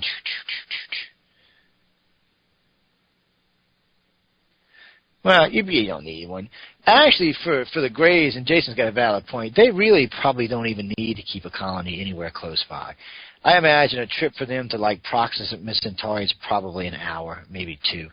I don't think it's any 3 years or 3 months or anything like that. I think it's a lot faster than that. I know Proxima Centauri is 3.8 or 3.5 or 3.8 light years away. For us, at half light speed, it would take, 8 years to get there. For them, I'm thinking a couple of hours max. I don't even think it'd be a couple of hours, actually. I think it'd be more like a flight from here to Houston, like 45 minutes or something. So they really don't have to. I would imagine they keep, according to the contactees, there are 3 big base ships out there floating around. There's a gray, human, and reptilian ship out there, but all 3 of them host several different types of aliens, and they seem to be working in different places and moving around. And if there are colonies, and I wouldn't call them colonies, if they were places on Mars or other places in the solar system, it would probably be more. It'd probably be more along the lines of maybe they wanted to research outside of the norm, away from everything else. It's hard to say because with those big ships out there, I'm kind of with Jason. I don't really see why you would need a colony. I can see why humans would need a colony. I wouldn't see why the aliens would need a colony. So we'd have to think about that. But that's more that, and on the ships now, when you hear contactees talk about being on board the ships, there's a lot of good stuff on board the ships. There's a lot of good stuff on board the ships. There really is. There's a lot more stuff going on there than people realize, and there's a lot of stuff that's not harmful or not bad or not anything else to humans. It's just part of being there and being part of what's going on. As this progresses for most people, and it becomes more and more part of their life. And the older they get, of course, the more times they're on these ships, and the more familiar they become with the ships and everything else on them, and how things work and why they're there and stuff like that. I think for the humans it makes it easier. As they get older and more comfortable, they remember more. They remember a lot of stuff about the craft, a lot of things that are going on board the craft, a lot of stuff from design to style to experiments. Even it's what's funny to me, on at least two of these ships, I'd have to say the Greys, and it might be the reptilians, it might be the humans, I'm not sure. They both have a couple of styles of rooms where you basically walk in the room. It might be all three species, I'm not 100% sure. But they basically have these rooms you walk into. They're just square boxes, and as you start to think about stuff, it appears. Like a bed will come out the wall, a desk chair, an interface for your TV, computer, whatever comes out the wall, toilet, whatever, you know. And then there's places, but not food for some reason. There's actually places to go eat. I guess they're like galleys or cafeterias or whatever you want to call them. There's places, and a lot of the contactees tell me they do that because they want the races and the different things that are going on to interact with each other. Maybe it's like sub-training for a galactic community or something. Maybe it's their way of introducing races into other races. I have no idea what it is, to be honest with you. It's a weird little thing all the way around. But they talk about it a lot. A lot of contactees talk about it. Pretty much all contactees with any decent retained memory will talk about being on board the ships and the different training programs, but not just the different training programs, the different programs you're allowed to visit. They talk about relationships with other people on board the craft, from sexual relationship to friend relationships to several things in between. Basically, it's like living two lives, one here, one there. And I think that's why, and that's what I was saying about the off-world colony, I think that's why so many of the New Agers get so confused about what's going on. The aliens may be here to help us, just not here. They're not trying to help us on Earth. They have plans for Earth. The races already have plans for this planet. This planet's already been spoken for, and however they're going to divvy it up, divide it up, or whatever, it's already been spoken for. So the thing about it is what exactly are they doing? We know they're not wiping us out, and we know they're not saving us because we have more than 10,000 years of documented of them being here, and we're still here, and we're not enlightened, so we can rule those two out. We can just push them to the side. We're almost 99.9% sure that the majority of the agenda is about them, not about us. We're part of their agenda, but we're not the whole agenda by any means. And this, I think, is one of the harder things for humans to deal with, that we're not center of the universe and center of the extraterrestrials. We're part of what they're doing, but we're not the whole part. We're just part of it. And then the ones that are going to take off colony off, well, that's a whole other thing. That's the survival of the human race as, I guess, as they know it, not as we know it. Because they've been altered somewhat, so it's not the same race that's here today. And then the ones left behind here. But, they always talk about the Holocaust dreams where most of the planet gets wiped out, most of the humans get wiped out. Some of the contactees seem to think the aliens did it. That's why the contactees are naturally immune. Some people think that the humans did it and the aliens just figured it out, and that's why contactees are naturally immune. I have no idea who does what. It's just that the contactees do talk about the Holocaust dream a lot, and one-third of contactees have had the Holocaust. It's actually probably a little higher than that. It's probably closer to 40% of contactees have had the Holocaust dream. So and the thing of it is, the dream is so close. And some of the basic stuff can be because we talk about it, but there's stuff we don't talk about, and they come and tell us, and you're just floored when you hear it. Literally, you're floored. There's a thing. I'm not going to give this away because this is a hardcore abduction criteria, but, you've heard us talk about, like, a percentage of the population somehow transformed, something got wrong with them. A lot of people like to refer to it as the zombieism thing. They're like zombies running around or something. Whatever they are, they're very violent and very vicious. But they're not dead. They're not the Walking Dead. They're actually still alive. They're just very violent and very vicious. Denise Raver. Oh, you're talking about like from Serenity. Yeah, okay, I know what you're talking about. It took me a minute. It didn't sink in there for a second. I guess you could call them Reavers. I was going to call them Reefers, but I guess you could call them that. They are alive, and they do seem to be. But long story short, the humans left behind were in charge of making sure that any contactees left behind got to where they needed to be picked up, that anything along those lines were dealt with swiftly and quickly, anything dealing with the government, because there seemed to be government survivors. There seemed to be at least several small colonies of government survivors that maybe had been inoculated or knew this was coming or had pre-information, and contactees were being held there.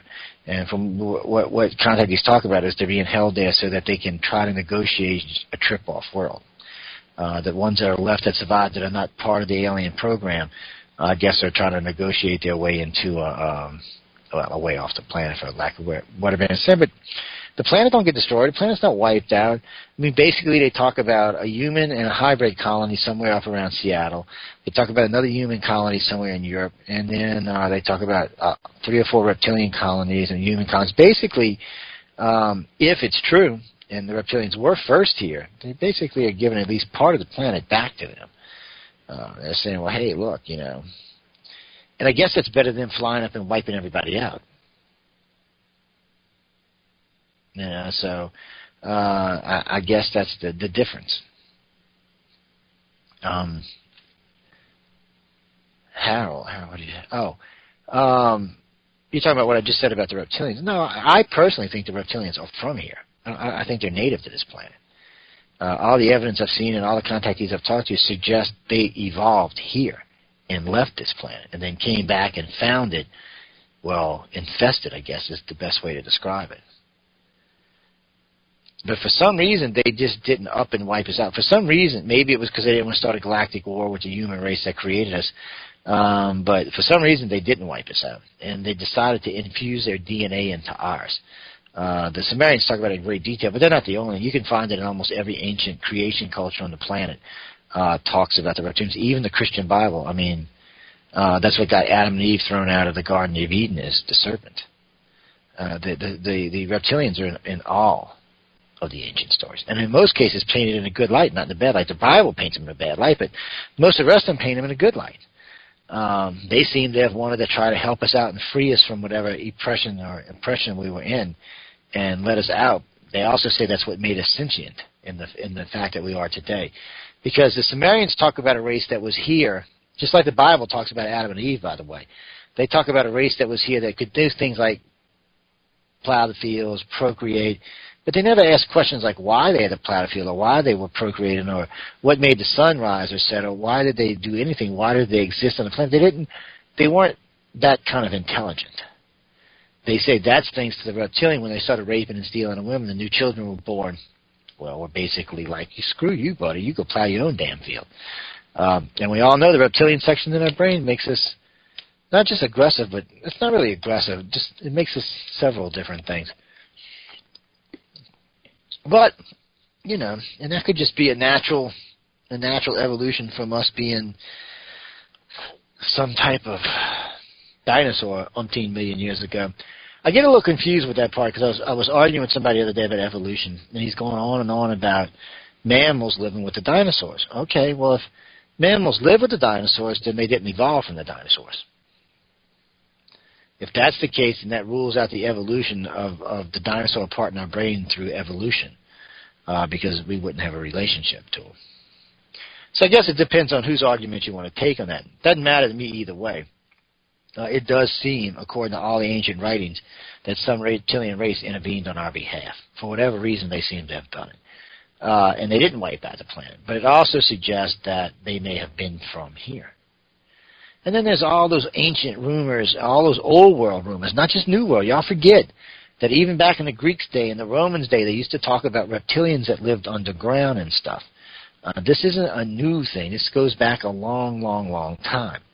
So it seems like they've been around and evolving and messing around with us for a while and keeping an eye on us and helping us to at least to get out of a slave form of race. But it looks like they're very limited to how they can help us. And even in that case, it seemed like they were exceeding their authority. When you hear the ancients talk about it or when you read the Sumerian text, it seems like the reptilians were, because remember, they were raping and stealing the women. So it seems like they were exceeding authority even then. They were going beyond what they should or shouldn't be doing. It's a tough thing, guys. It's a tough thing. there's a lot of good information out there. There's a lot of stuff that we're working on, a lot of stuff we're going to be working on, a lot of new things coming in. It's just these days, the amount of information is phenomenal. It's staggering. It's not like the old days when we get a case a month. I remember them days. Wow, we're going to get a case. When I first started, and I said Floyd, I didn't say the F word. When we first started, we get like a case every 6 months. When I first joined MUFON 30 years ago, we would actually get like a case a year, case every 5 months or something. And we had to actually go search cases down for like 5 years just to get enough to do a study. And then after that, and then of course we found the radio, and we got on Wake Up USA, and ICAR formed, and we started spreading the word and meeting ufologists and attending conferences and going to different places. And sure enough, now we've got oodles and boodles and poodles of contactees and abductees, which is a great thing, by the way. It gives us a database and an understanding far beyond where most people are going to find that anytime soon. Oh, and I was looking at, a gentleman yesterday sent me Third Phase of the Moon. Y'all go run over there, check it out. They got some pretty good videos there. Tell me what y'all think about it. And, take a look around and see. I see they got a little radio show and stuff like that. I got to listen to the Stephen Greer thing. The video was done great. Y'all know I'm not a big fan of Greer because of his $2,500 spiritual enlightenment of ET thing. Just irritates the crap out of me. Anytime you're ripping people off at that phase are they, Jason? Okay. Anytime you ripping off people that kind of money, it just instantly leaves a bad taste in my mouth. It just cracks me up the way they describe it. It really does. It's one of them things. But the videos I watched, Stan Friedman video was pretty good. So I got some pretty good videos there. Check it out. But let me know what y'all think. And we're always looking for allies and friends and things like that.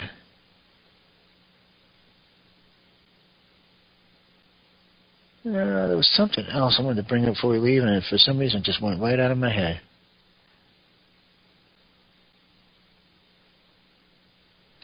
Oh, that's what it was. When I was talking with Michael yesterday on Skype, which is rare to catch me on Skype, by the way. That's like a freak thing, especially on Paranormal 2012. I'm only ever on that when I'm using it for my show or happen to be calling one of the other hosts to get them on the air. But he had asked me, he said, what is the best method to remember my abduction? And he was asking about self-hypnosis.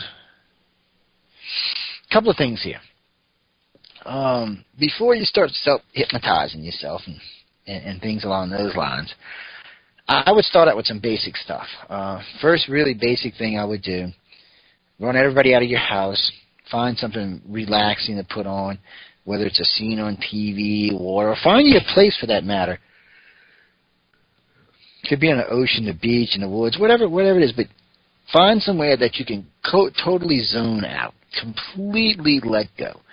Just zone out until there's not a thought in your head. I mean, until you're just kind of like limp and there's nothing in your head at all. If you can do that, well, first, wait, I almost messed you up. Before you do that, think about a specific question that pertains to you, like, am I being abducted, or something more along the lines of, can I see one of my abductions? Anyway, just say it before you start the exercise. That way it's logged into your subconscious memory. Start the exercise. Let your mind clear out. Let it get completely empty. And when it gets empty, flip that switch that allows that question to come back into your head. Usually, it will bring along with it several pieces of information. That's not going to give you the whole contact to the whole abduction, but it will show you a couple of pieces, which is usually enough for you to start trying to figure out. It'll usually allow you to pull other stuff out, like in your dreams and things like that. For a lot of people, the UFO Paranormal Radio chat room is a good place. If you can get one of the directors when they're in there to talk to them about your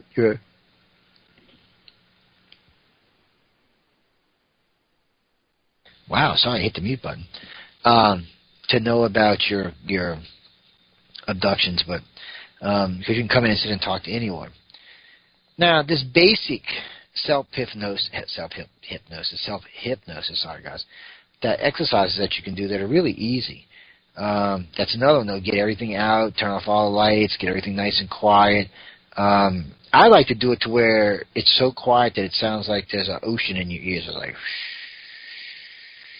you can hear the static of the white noise, basically. And it allows me to open up a whole new type of concentration. But there's easy things to do. I mean, get yourself peaceful. And then start thinking about what you want to know, okay? And then as you're phasing back, you're sitting there, you can kind of start working, you can even start to chant back to yourself like, what was this dream about? What was this dream about? What was this dream about? What was this dream about? What was this dream? And just let it keep flowing backwards until it pops out. It's hard to do self-hypnosis without a guideline, without somebody actually working through it with you the first time. And I don't really teach self-hypnosis because I prefer to use a form of regression that allows for, retainable memories. Regression's not even really a good word for it because it's an active memory. So what we're doing is we take you down to a particular level, which we let you choose a level in most cases, and allow you to open up a memory and experience the memory as a viewer. Okay, not as a participant, but as a viewer. This is different, which means it leaves most of the emotional baggage outside. Every now and then the emotional baggage will get drug in. For the most part, though, it doesn't. This way it allows you to view it from outside. You can watch the whole thing happen. It's easier to absorb it into your mind that way, and it's not near as harsh on your mind or on your body. It's a much easier way of doing it. And the techniques we use are really easy. It takes about an hour to get somebody down to where I want to get them, and then we usually do at least an hour while we got them under, sometimes longer, depending on how well and how healthy the individual is and how good I feel at the time, or Linda does. But it's we just walk you down. And now this is a good thing to start off with too, by the way, ladies and gentlemen. If you want to do self-hypnosis, you want to loosen up your body. You want to get the tension and the stress out of it.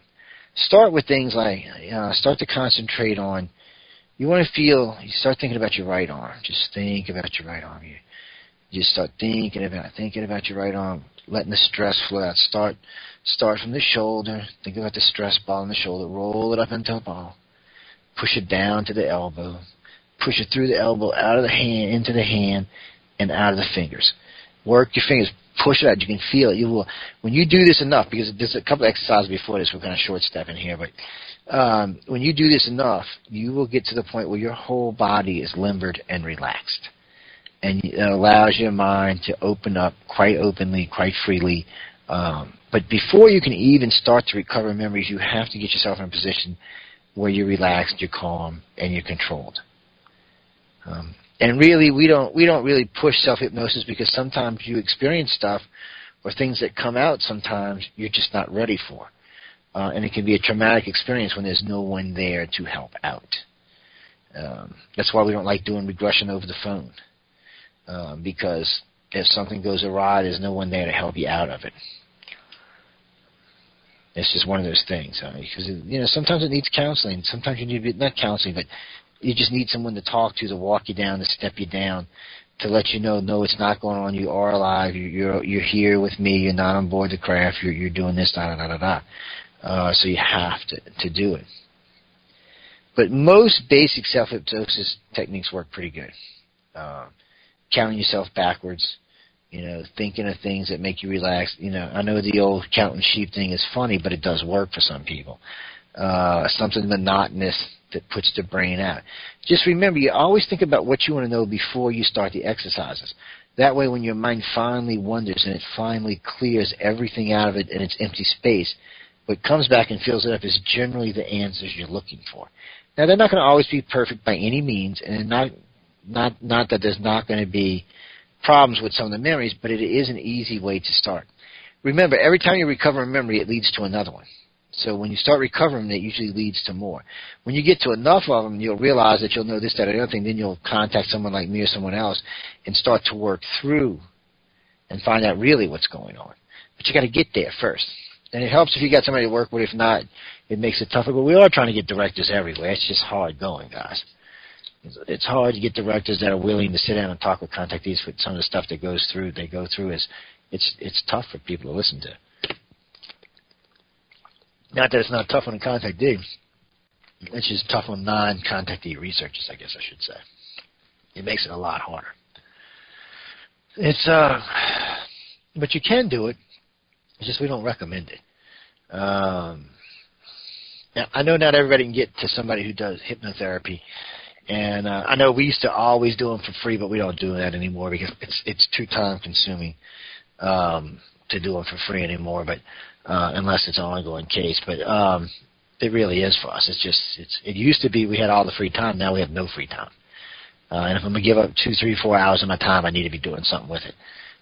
So just one of them things, guys. Not trying to be mean, just trying to stay alive.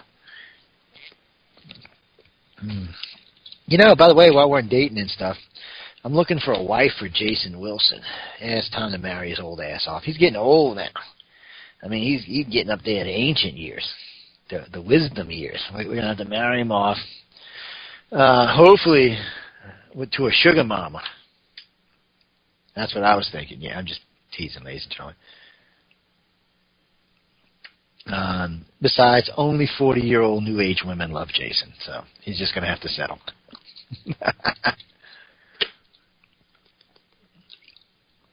That's what I said, sugar mama.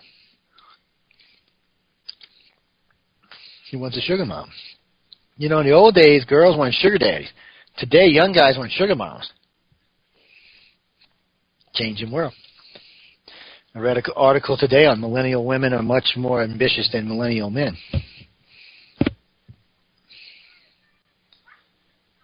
Kind of a strange thing if you ask me. I could use like 3 sugar mamas. I'm high maintenance, man. We got to say that kind of talk for Saturday. It'll get me in trouble on Wednesdays. But I really do thoroughly doing this every week. I know we got a lot of things that we got a lot of questions still open on the board, but I know we're running short. I've seen at least 24 people trying to get in the phone lines, but for some reason Skype is not. Every time I see Callie, let me see if I can get Callie, but every time I try to let somebody in, it drops them within like a second. Callie, you there, babe? Yeah, see, it just dropped him. I don't know what the hell's going on with it. It's been doing that all night for like the last hour and 25 minutes. I guess I need to reboot it, but I can't do it in the middle of a live show. So, guys, girls, I apologize. It's just a Skype glitch. It happens every once in a blue moon, but it lets me answer the call. The call comes in. I can hear the person. They'll usually get ready to say something, and they gone. They gone. It's one of them things.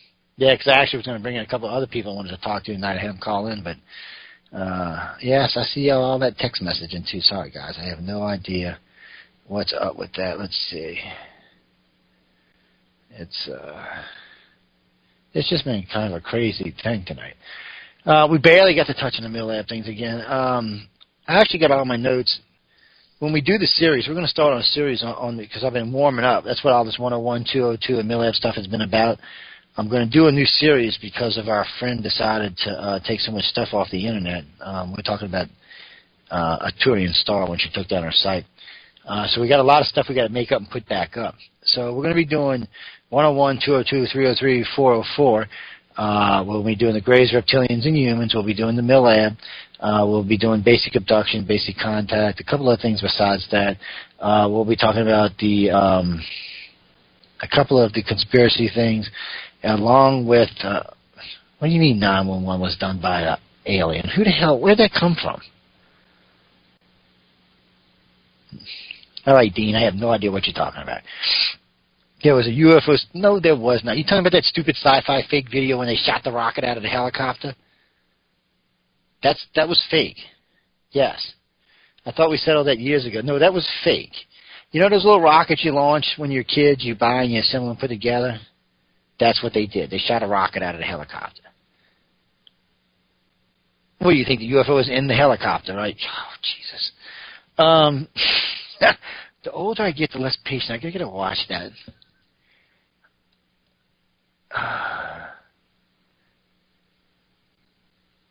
Randall, actually, I'm not looking for a host for UFO on the cover. If I find a good one, yeah, I'll turn the show over to somebody else. If somebody who knows ufology wants to do the show that's good at it, that's fine. I'll even put it on a separate spot. But, come on, guys. That show's been around for a while, and it's got a big following, and it's well known with all the ufologists. You be older than me, Mystical. I'm only 50, baby. I would have never ever think I heard that coming out of my mouth. I was born in 1964. Oh, wait, no, I was born in 1965. Shit, I'm aging myself. Damn, man. I ain't even 50. 63? You old bitch. Damn. This guy, we already knew you old bastard. Man, the grief. Ladies and gentlemen, y'all be coming virtual and back me up tonight, guys. They give me grief in here. Y'all, I need the internet help. By the way, for everybody writing in tonight, all the questions I have done tonight have been Facebook questions. I want to tell everybody thank you for writing into my emails on Facebook. I have all 3 accounts open tonight, so feel free to address anything that you'd like. We got about 10 minutes. Excuse me, I didn't mean on your ears. I'm going to get out of here in about 10 minutes. So, again, I hope everybody was really enjoying the show, and it was a lot of fun. Basically, just realize this. If you're a contact or you're an abductee and you're thinking about coming forward, kind of watch what you're going to say at the beginning, because that's who they're looking for. They're looking for people ask me all the time, well, how do they find you? How do they find you? Well, the government usually don't find you until you come forward. They do from time to time find people in the military, and the reason why is because something probably tipped them off while you were in the military, like you might have went missing one night and somebody couldn't find you and all of a sudden you were back. Something may tip them off while you're in the military. That might be why they grabbed them. But the other ones, they're grabbing because they're looking for answers. Answers. That's right. Just call me Lorianne and just be done with it. $39.95 plus shipping and handling. That's my new nick, Lorianne. I actually own a nick called Lorianne somewhere. I got to go find it. For the non-Babylon 5 fans, all I can tell you is look him up. That's all I can say. It's way too much to try to explain. I'm a big Babylon 5 fan. Even though I haven't seen the series now in a few years, I'm a big fan of Babylon 5. I personally think, and I've said this before on the air, that Babylon 5 is the closest representation of how humans will be in space in the near future. And I mean near future anywhere from 200 to 500 years, but this is how I think we would truly be in space. And it's how really I think we will interact with other aliens. It is truly what we are. The guy did a really good job with the series. The special effects hold up well, too, by the way. But they just did a really good job with the show. Plus, there are literally hundreds of pearls of wisdoms in there. Not all exclusive to Babylon 5. Some of them were taken from places like Buddha and other places, but still. There are lots of pearls of wisdoms in there, and it's a good series to watch. It's enjoyable. It's fun.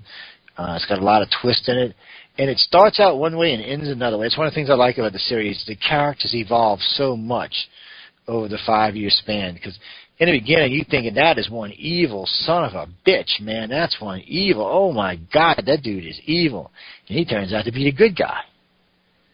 And he was evil in the beginning, by the way. It's not that he wasn't evil. He was. He just later on turns out to be a good guy. It's crazy shit. He's the reptilian guy. Yeah. Now, the other guy, what's the one with the funny hair, dude? Malari. He starts out all fun and drunken and ends up being the evil emperor. Not exactly, but close. Yeah, because the thing took him over, but still, I enjoyed the series. A lot of fun. The Lorianne thing was a little weird because here they find the first guy that ever lived anywhere in the universe. So it was kind of crazy, or in that galaxy, I should say. I was kind of like, wow, okay, that was kind of weird, but it was a lot of fun. And the series is interesting because it shows races less evolved than us, races more evolved than us, races along the same line as us, and races well far exceeding any of the other races that are around, which is how it's going to really be in deep space. I mean, you got to remember, our galaxy is what, 13 billion years old.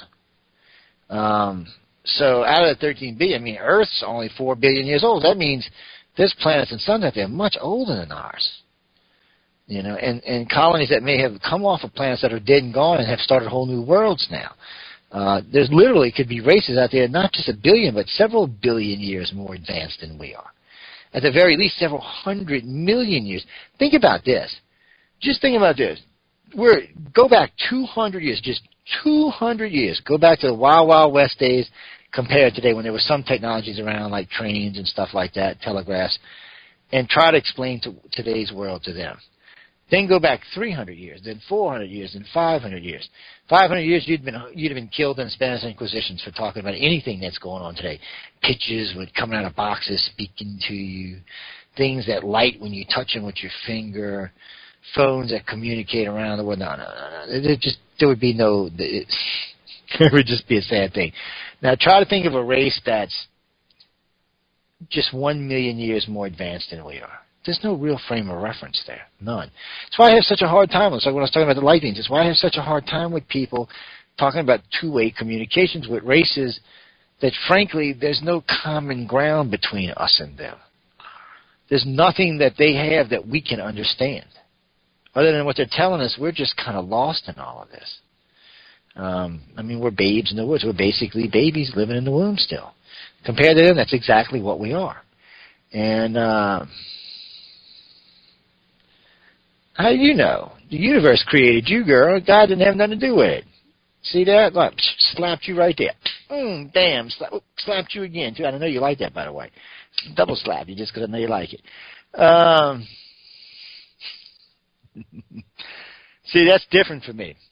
If there's an omnipotent super being, I figured him or she created the universe, and the universe took it from that point forward. I believe the universe is sentient. Matter of fact, I have no doubt that the universe itself is sentient. I don't know how you can be that big and that advanced and be able to create life without being sentient. Everybody forgets the universe on a daily basis destroys and creates life. Just here on this planet, it destroys and creates life. All over the cosmos, across the massive universe with hundreds of trillions of galaxies, it's creating and destroying life every day. So I figure it's omnipotent. It's alive. Now we can take the Babylon 5 thing where that we're part of the universe. We are the universe made manifest. Means that the universe breaks itself off into little bitty pieces, which each one of us is, so that it can figure itself out. Yeah, we are the universe made manifest. Now that comes from B5. They because they start off with the star stuff because we all know we come from the stars. Everybody knows that. That damn Skippy I was hippie. But everybody knows it's common knowledge that everything in this universe comes from everything from this galaxy comes from star stuff. The Big Bang happened and the universes collided and things blew up and here we are today. But the matter that's in me is the same matter that's in you. That's the same matter that's in the table. It's the same matter that's in the sun. It's all the same matter. So in reality, everything in the known universe is connected through matter. Everything. We all come from the same star stuff. Whether it's more advanced, less advanced, or anything in between, we are all connected, which is a good and a bad thing, by the way. And it really is a good and a bad thing. It's a shame. But it doesn't mean that there ain't races out there far more advanced than we are that really look at us like we're little yeah, sure. Look at these guys. Should we even let them into space? Should we even let them around a spacecraft? That's probably why he told the Americans they couldn't have any more spacecraft because we were planning on going out and polluting. I know what actually happened. About 10 years ago on the shuttle, there was an astronaut out there working on the Hubble telescope, and he was sipping on a Coke, and he just threw the can into space, and the ETs flipped out. That was it. You're losing your spacecraft privileges. Remember, ladies and gentlemen, write to your congressman, write to your president, write to NASA. Why in the bleep do we not have our own spaceship? Why now that the Emperor Putin is threatening us again? Oh, by the way, I love that picture of Putin where he looks like, what's his name? The one from Austin Powers. The bad guy in Austin Powers. They made Putin look like you. What's his name plays it? What the hell's his name? You know who I'm talking about. Dr. Evil, thank you. They made him look like Dr. Evil. Yeah, it's funny as hell. It's on Yahoo. Y'all gotta check it out. It's funny as hell. I was like, go Dr. Evil. I want to win the $1 million. I love Mike Myers. It's funny as hell. It's just stupid stuff, but it is out there if anybody wants to check it out. It's funny as hell. But I'm gonna get out of here now because I only got about half of this done. I guess I'm just gonna have to start covering the screen up and leaving my footnotes to the side so I don't see none of y'all. I'll cover half the screen so I can see the questions on the bottom. But I really did. I had a good time. I really enjoyed it. It was good. Feels good because I've been off the air when I was in the hospital. Now I'm glad to be out of that mess. And living on pain pills kind of sucks, but eventually they'll fix everything and I won't have to worry about it. But to all the people who wrote to me, I want to tell you thank you. All the letters were sweet. I had a lot of people wrote into me. A lot of people called. Most phone calls didn't get through, guys. Well, the first day I got there, I thought I was going to be there just a couple of hours. I thought it was just, it's just a stone. So I was playing Tetris on my phone, which, of course, killed my phone. So I didn't have a phone for like a day and a half. They did their job, and it'll go there. And there's always rumors, Denise, always. Yeah, there's always rumors. Yeah. No, it wasn't nothing like that. No heart attacks or anything like that, no. A couple people thought that was the one at first, but no, nothing like that. Healthy as a horse, and for the most part. Even though, man, tonight I got a wicked headache for some reason. Bad tooth, I think. But anyway, I'm going to get out of here. I want to tell everyone thanks for listening tonight. I had a great time talking to everybody. Remember what I said. If you've got any guests that you'd like to hear in the near future, don't have to be ufology related. Just can't be politics. You can write to me at iCarCox.net. You can drop it off on the Facebook page. Also, remember, I am looking for a liberal and conservative for the station. I'm looking for a tech guy for a news segment. The tech guy, we're looking for two things.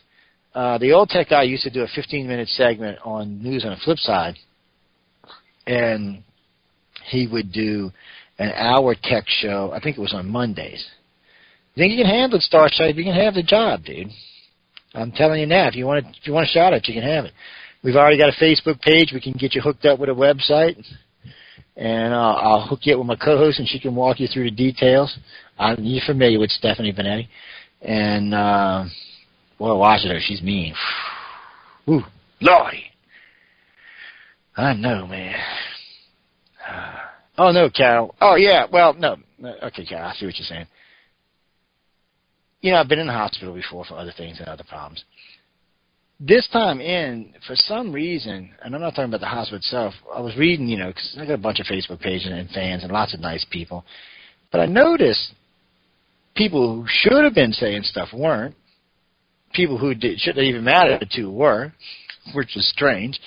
And there was just a couple of unexpected disappointments, I guess, is the best way to say it. But live and learn. That's all you can do, live and learn. And move on with life, baby. Life is a short thing. You got to move on with it and keep it going. And, no, that's news on the flip side. No, Saturday night, what is it, 6 to 10 Central Time. It's a 4-hour show. It's current news and politics and polls. We've got the Chip Shot, where Chip does sports. Treese joins us in the last hour, where we do basically overseas commentary and overseas reporting. We do some other stuff, but Treese does that. The first hour, Stephanie and I usually do polls and whatever's current. Like I said, the second hour, Chip joins us for 15 minutes at the end for sports. The third hour is usually when we're going to have the tech guy. He'll do it in the third hour, the last quarter of the third hour. He'll come in and do 15 minutes of tech talk with us. And he can either interact with us or not. It doesn't really matter. It depends what they're talking about. And like I said, Treese joins us. Also, now, while we're talking about this conservatives and this liberal, we're looking for them for shows for the network. But if they're good, I would like them to come on and do a 5 or 10 minute segment on the show itself, on News on the Flip Side. I really want to expand news into something a little bigger than it is. It's a big show now. It's doing well, and we've been mentioned on several places now, from AP to a couple other things, which is really nice. And I noticed, too, a lot of times when you're looking for us, we come up with NPR, which is nice. So we're making progress into the real radio world. And by the way, while I'm on that subject, today I was looking into something. Y'all know we have 107.7 FM in New Orleans and 105.3 FM in the Gulf Coast. But I've been looking into tower rental time in different areas. So if you know anybody who does tower rental, or you're familiar with people who have different types of towers where they rent airtime or airspace, if you know of any good wages, any good prices, write to me and let me know, because we're definitely looking to expand our terrestrial-based audience. See, we have a huge overseas audience. I mean a huge overseas audience. And we got a pretty decent audience local. A decent U.S. audience, but we really want to start expanding into local markets, local areas, cities and stuff like that. So in an FM or AM-based situation. So if you know things like that, write to me and let me know. Anyway, enough babbling for the night. Again, I hope everybody enjoyed the show tonight. Any comments, requests, moans, groans, bitches, gripes, or anything else, you can reach me at icar@cox.net. You can always write to me on any of my Facebook pages. Please go over and like the pages. UFO on the Cover page is still up there. Eventually the name will change on it, but you can go over there and like it, like News on the Flip Side, like the Paranormal Radio Network. Like us all, baby, like us all. No, not lick us, like us. Who wrote that? Shame on you. Like us, not lick us. You are a bad girl. Bad, bad, bad. That's just too funny. That was just hilarious. Last night I had a great time. I was out with some friends and enjoyed myself immensely well with a friend. People need to learn to relax more, enjoy their lives more. Just chill out, enjoy life, make love, not war. I don't know, war's fun. Just teasing. Before anybody writes to me, I was just teasing. I really was. But anyway, ladies and gentlemen, again, thanks for listening tonight. Have some fun. Remember, tomorrow night we will have our Church's Second Sight NYC. Will be on 7 to 9. Following them, of course, will be Kathy and the Truth Connections. Kathy Buckley will be following them, so be sure to tune in to those. And then Friday, of course, Jeffrey Pritchard and Jason Wilson will be on, so you can come check them out. No, not together, guys. Jason's Unabridged Universe, who's the second show, and Jeffrey Pritchard is Mind Cemetery. Not Mind Cemetery. Sorry about that, Jeffrey. Chip's going to be writing to me now. Church of Mavis. And be sure to check them out. Of course, on Saturdays, The Voice of the People. And, of course, News on the Flip Side. Right now, too, Gia had told me she's going to be taking a month sabbatical from the Dawn of Shades. I just want to let everybody have a heads up on that. And remember, people, go out and get the new app. Use the app. Use the app. Use the app. Use the app. Good night, everybody. See y'all next week.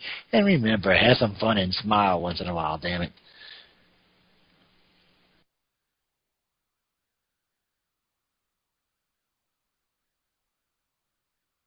On everything.